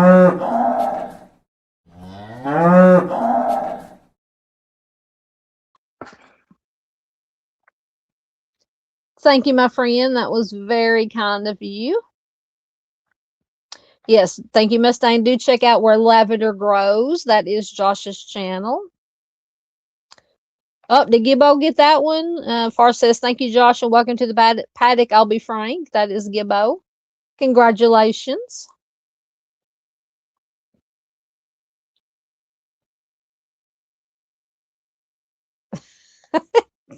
I know. That caught me off guard, too. Oh, goodness. Yeah, seriously, a vampire. I mean, I love vampire movies, books, TV shows. I've always been into the vampire thing, not, like as far not like drinking blood, but the lore of the vampire. And I blame it on my mother let me watch Dark Shadows when I was way too young. The Anne Rice books. I've read every one of the Anne Rice Interview the Vampire or Vampire series. Excellent. Josh says he is going to be back next Saturday at 4 p.m. Central Time. Excellent. So not tomorrow, but next Saturday. I will definitely be there if I can, which I should be. Absolutely. Okay, I'm caught up. So let's quickly get into. I think we were down to some of his. Let me find my place again. Suspected victims. So after being contacted by the local authorities for his input, FBI profiler Robert Ressler was convinced that Crutchley had almost certainly killed before, identifying him as a serial offender of the organized type. So Ressler instigated the second search, which was of much wider scope and detail than the first. He noted that several female bodies had been found in Brevard County in previous years, and that other bodies had been found and women had been reported missing in Pennsylvania while Crutchley had lived there. No evidence was found to link those deaths to Crutchley, however. So authorities believe that he may have taken the lives of women in Virginia, Maryland, Ohio, Washington, D.C., and Brevard County, Florida. So on January 28th of 1978, Deborah Rita Fitzjohn, who was a 29-year-old secretary from Fairfax, Virginia, disappeared. Crutchley was placed under close scrutiny because he was Fitzjohn's boyfriend, and she was last seen alive at the trailer park where he lived at Waples Mobile Home Estate. So yeah, definitely a connection there. So as a result, he was questioned several times for his possible involvement in her disappearance. Crutchley claimed that Deborah had visited him the night before she vanished, but he fell asleep in front of the television. He said that she had left when he awoke. Fitzjohn, Deborah's skeletal remains were found by a hunter in October the following year. When Crutchley was arrested in November of 1985, investigators said they found the business card of the chief investigator in the Fitzjohn case among Crutchley's possessions. So yeah, if she was his girlfriend at the time, that's the connection. 29-year-old Patty Lou Valansky was last seen by her roommate between 4:30 and 5:30 p.m.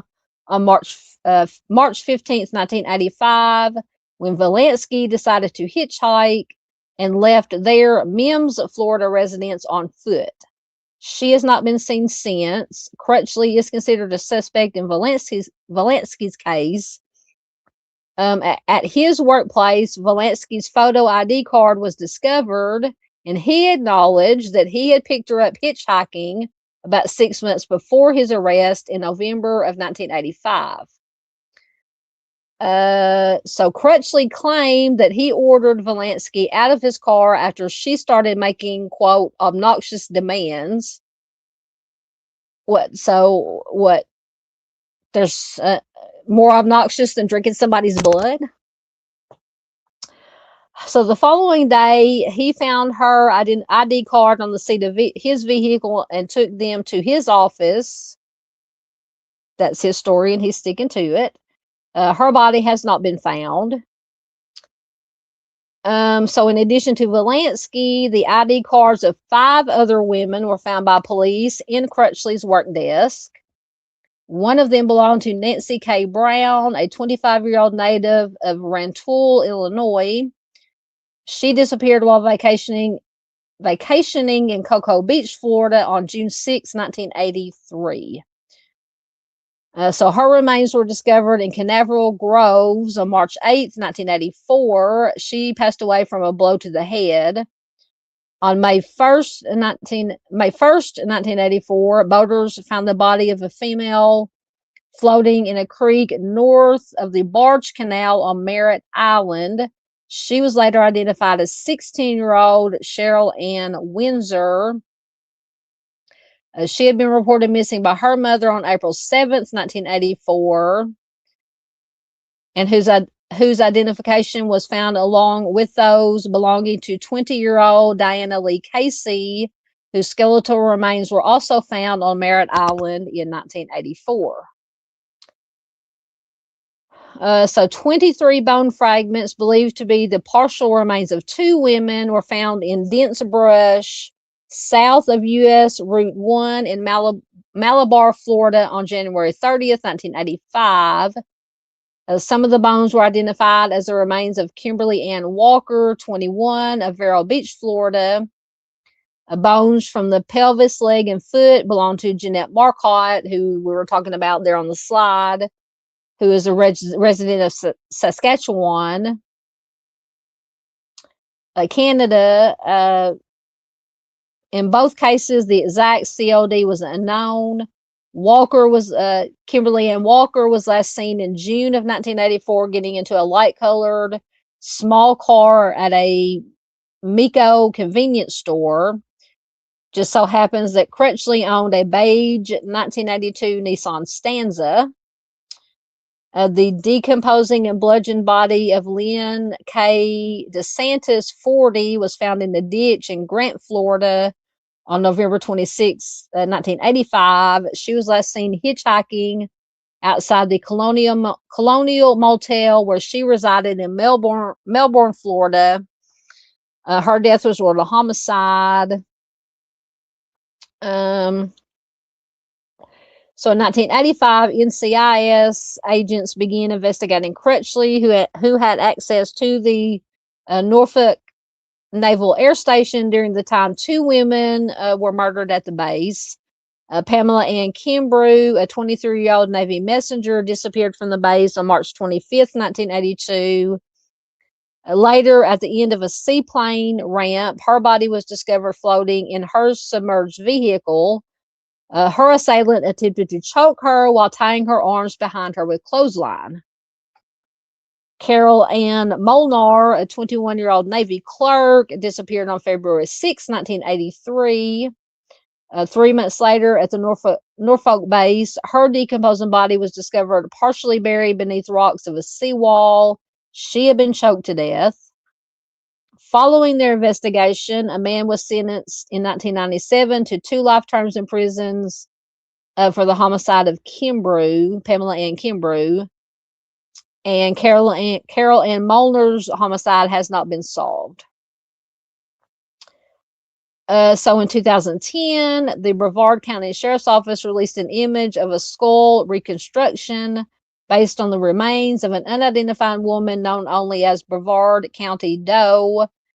Teen hunters found the decedent's remains in a densely wooded area off of Hollywood Boulevard in West Melbourne, Florida on December 15th, 1985, which is not far from Mr. Crutchley's home.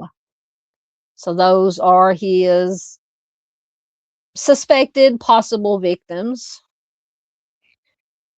Okay, so his incarceration and death.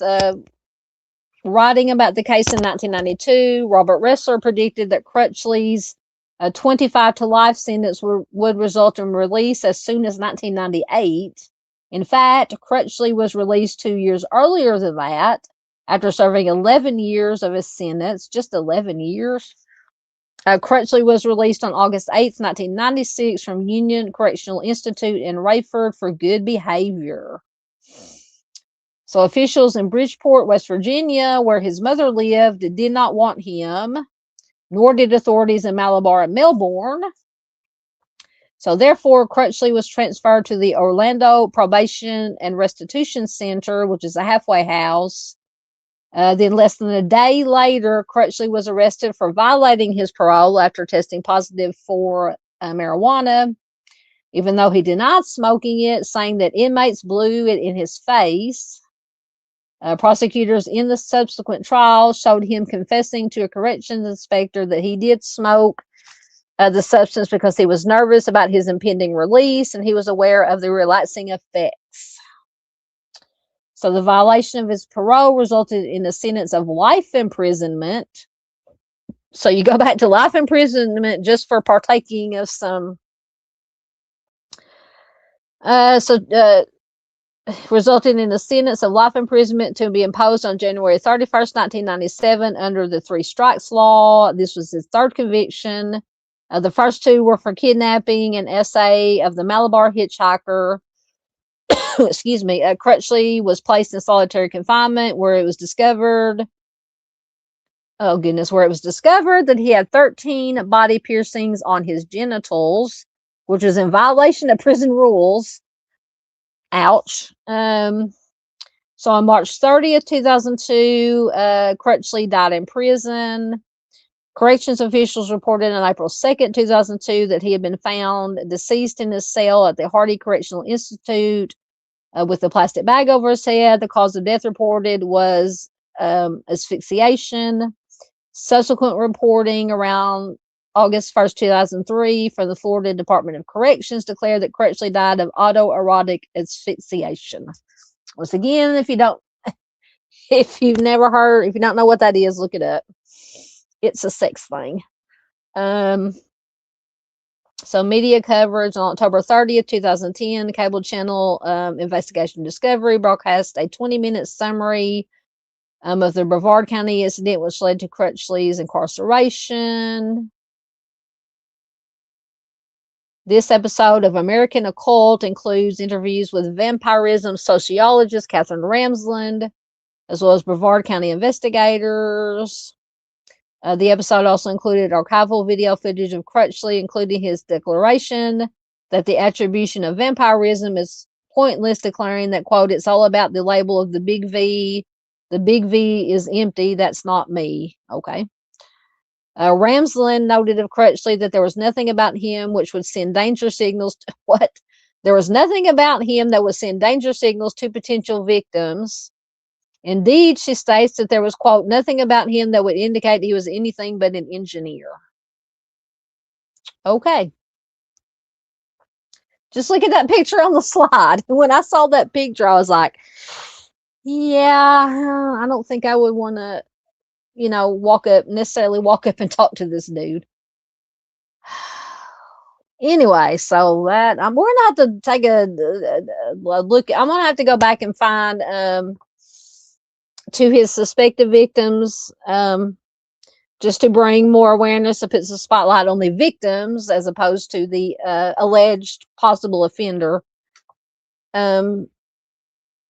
Find some pictures and the backstories on the cases of his suspected victims. All right, let me get back into your comments after I get a drink.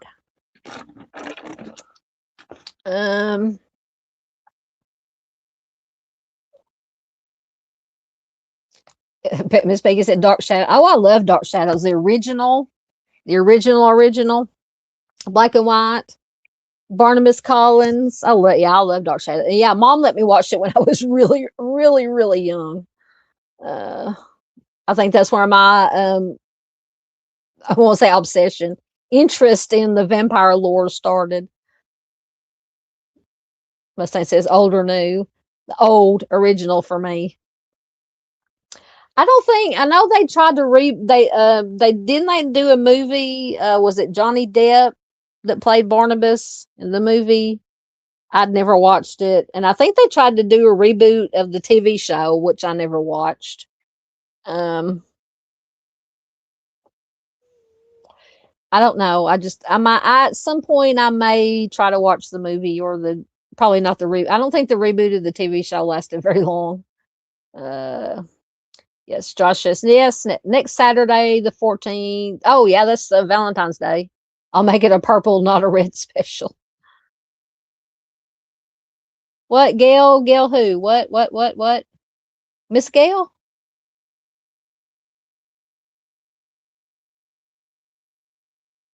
Are you talking about Gail Hurd?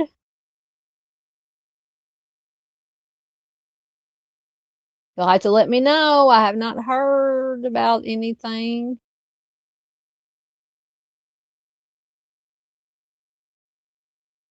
Let me know.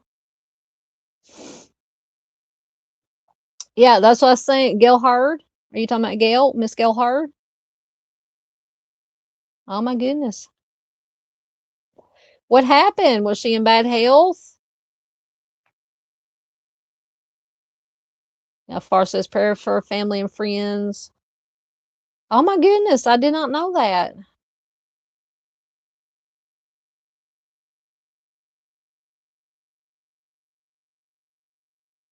Oh my goodness.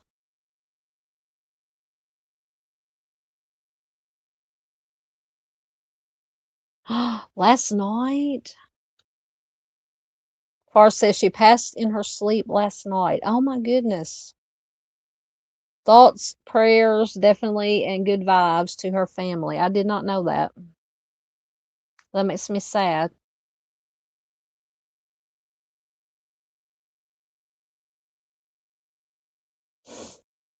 I don't know if she's having any health problems or just. Yes, Josh says hopefully the passing was peaceful in her sleep. Absolutely. Mm.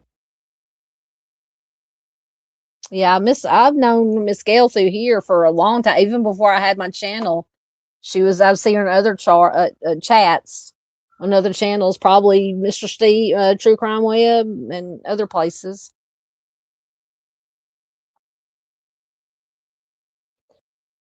Thank you, Josh. Josh says, thank you, Southern Gal, for making space for missing and unalived. I've got National History Day at 8 a.m. in the morning. Time to sleep. Thank you, Josh. And we will be looking forward most definitely to next Saturday for your live stream. Absolutely. Thank you so much, my friend, for being here.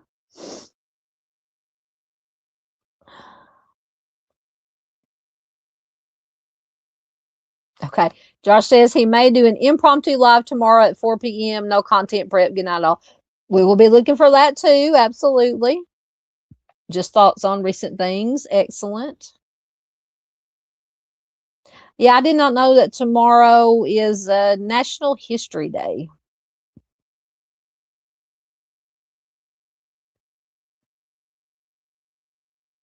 Are you talking about Mr. Crutchley? Bart says this guy never inhales. Yeah. Uh, yeah, I was wondering about Junior too. He commented on one of my videos here a week or so ago, a couple weeks ago. But I haven't heard anything. But like I said, I haven't been live for like 2 weeks, did a live stream. So yeah, Mark says, too bad the government, going back to Mr. Crutchley, never prosecuted him for espionage. It would have saved so many women's lives. Absolutely.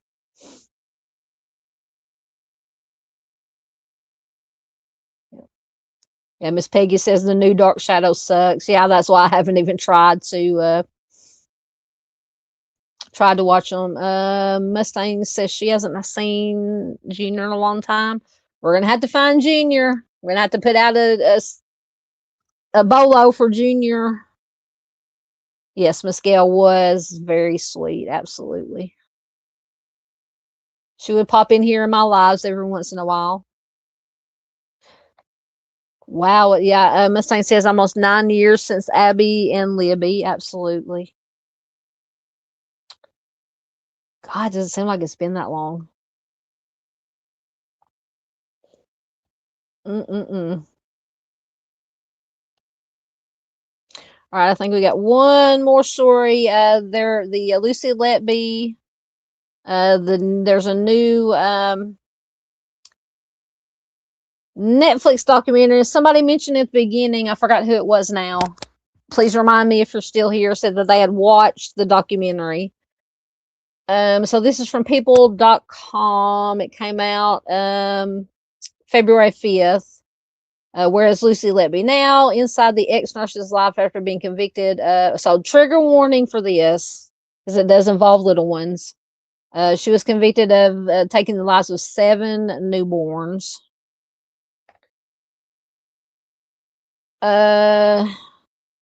So just recap or need to know, Lucy Letby was arrested for the 3rd time in 2022 or 2020 on suspicion of taking the lives of multiple infants at the hospital where she worked. And this is in the UK, in England, I believe.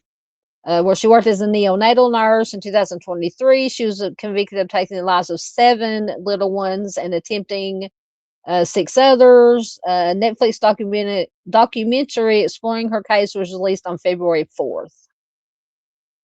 So a new Netflix docu-series offers an inside look at the investigation into Lucy Letby. Now, this is one I might have to watch this documentary, because obviously I'd heard of it, but I'd never done a deep dive or any research into, to the whole thing. Whose convictions for taking the lives of 7 little ones cemented her as one of the most prolific child offenders in British history. Police began investigating the nurse after a senior doctor raised alarms over a spike in deaths in her ward. In one case, Dr. Ravi Jayaram testified that he saw Letby stand over an infant with a dislodged breathing tube, watching the baby's oxygen levels drop and doing nothing to stop it. There's a special place in hell for somebody like her.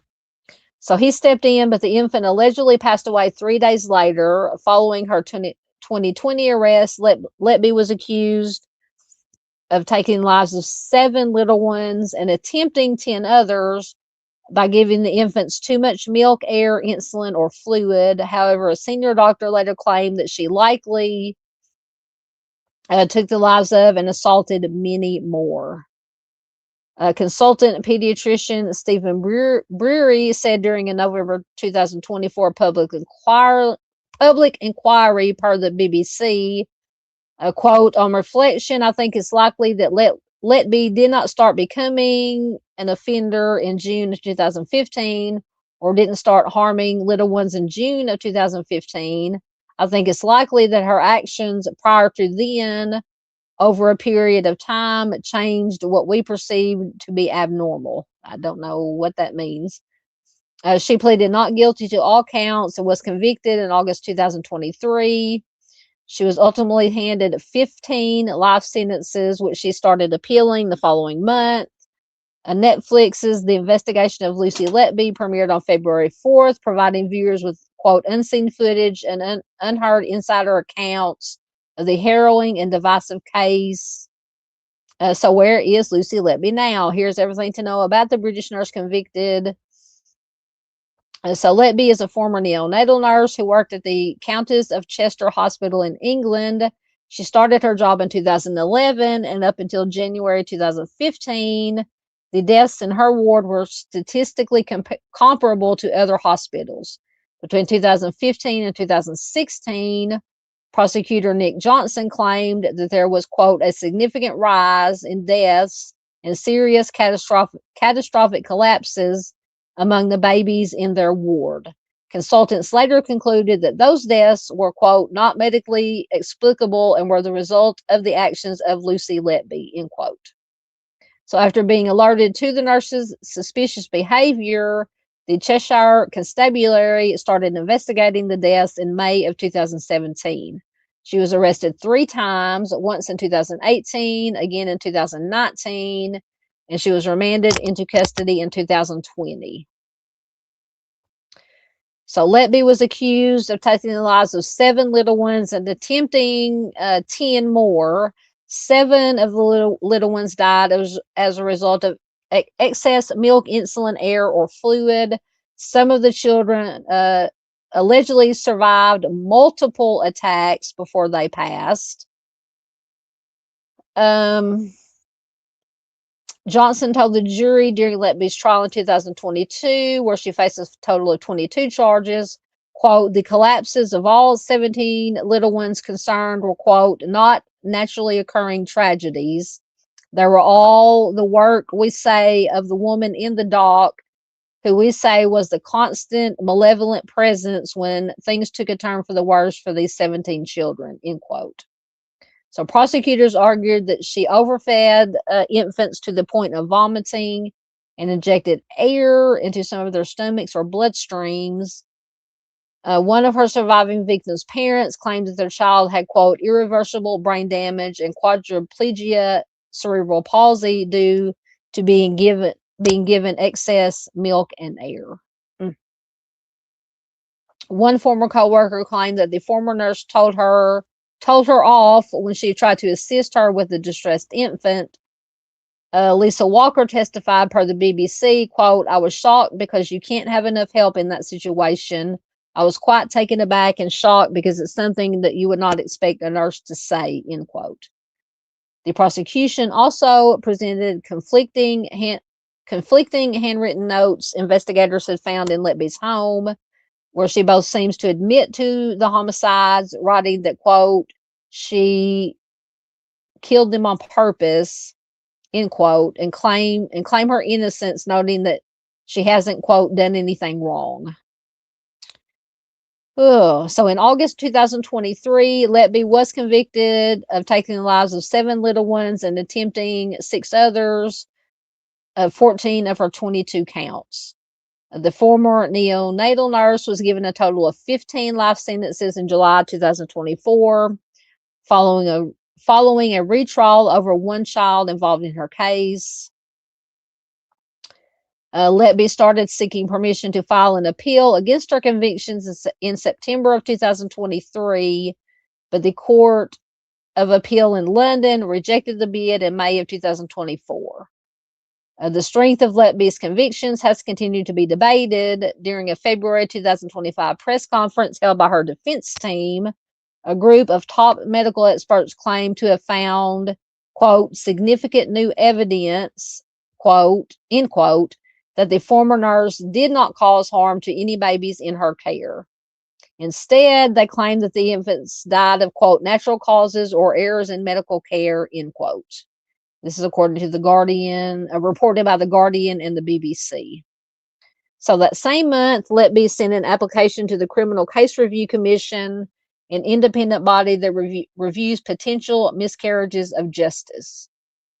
In June of 2025, 3 former senior staff members at Countess of Chester Hospital were arrested on suspicion of gross negligence manslaughter as part of the Cheshire Constabulary's ongoing investigation into the baby's deaths. The investigation into the hospital remains ongoing. In January of 2026, after the Cheshire police submitted evidence for 9 more infant deaths they alleged were orchestrated by Letby, the Crown Prosecution Service declined to press any more charges against the former nurse, according to the BBC. So where is Letby now? So Letby has been incarcerated at the HMP Low Newton in Durham, England, since her conviction in 2023.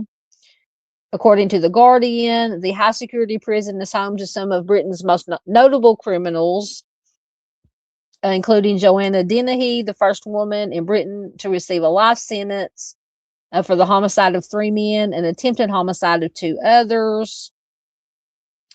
Netflix's documentary, The Investigation of Lucy Letby, sheds new light on her trial and was released on the platform on February 4th. Ahead of the premiere, Letby's parents, Susan and John, alleged to The Guardian that they were not informed that some of the unseen footage in the documentary shows their longtime home. They said in the statement, quote, "the previous programs made about Lucy, including Panorama and the almost nightly news showing her being brought up handcuffed in a blue tracksuit, are heartbreaking for us. However, this Netflix documentary is on another level," end quote. The parents said that they would not watch it as it would, quote, "likely kill us if we did," end quote. So that is the latest on Lucy Letby. I might have to watch that. I think I do have Netflix still. Yeah, but it sounds like they let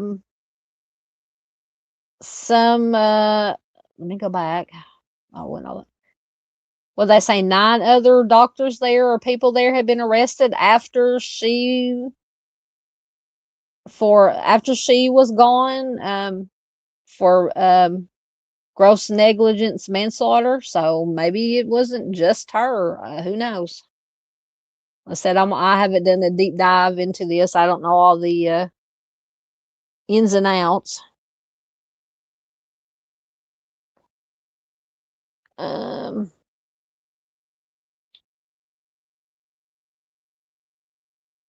Mark said these doctors are quacks. It sounds like they got some problems at that hospital.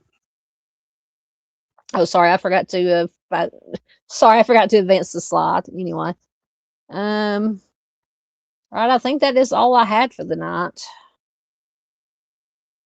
So if anybody's got any last thoughts, comments, anything else that needs to be discussed, of course, we'll keep up. So we talked about Lucy Letby. We talked about we're gonna go at some point go back into this Mr. Crutchley and his victims. Our featured missing person cold case, Anthony Franko. We just discussed Gus Lamont. Of course, Miss Nancy Guthrie. We'll keep our eyes on that, see if anything else. And then the just sad, tragic news about Lil Jon's son, Nathan. He had been reported missing. Has been confirmed by Lil Jon that they'd found a body in a pond not just a few hundred feet from where he was last seen. Confirmed to be him, to be Nathan. So we'll keep an eye on that and see if what comes of that. So thank you everybody that was here. Paula says he does not look like a vampire. Oh yeah, you talk about Mr. Crutchley there. Yeah, he looks like something. Not a good something in my opinion. Thank you, Miss Peggy, for being here. She says, take care and stay safe, everyone. Thank you, Miss Farr, for being here and for the, once again, let me quickly go over.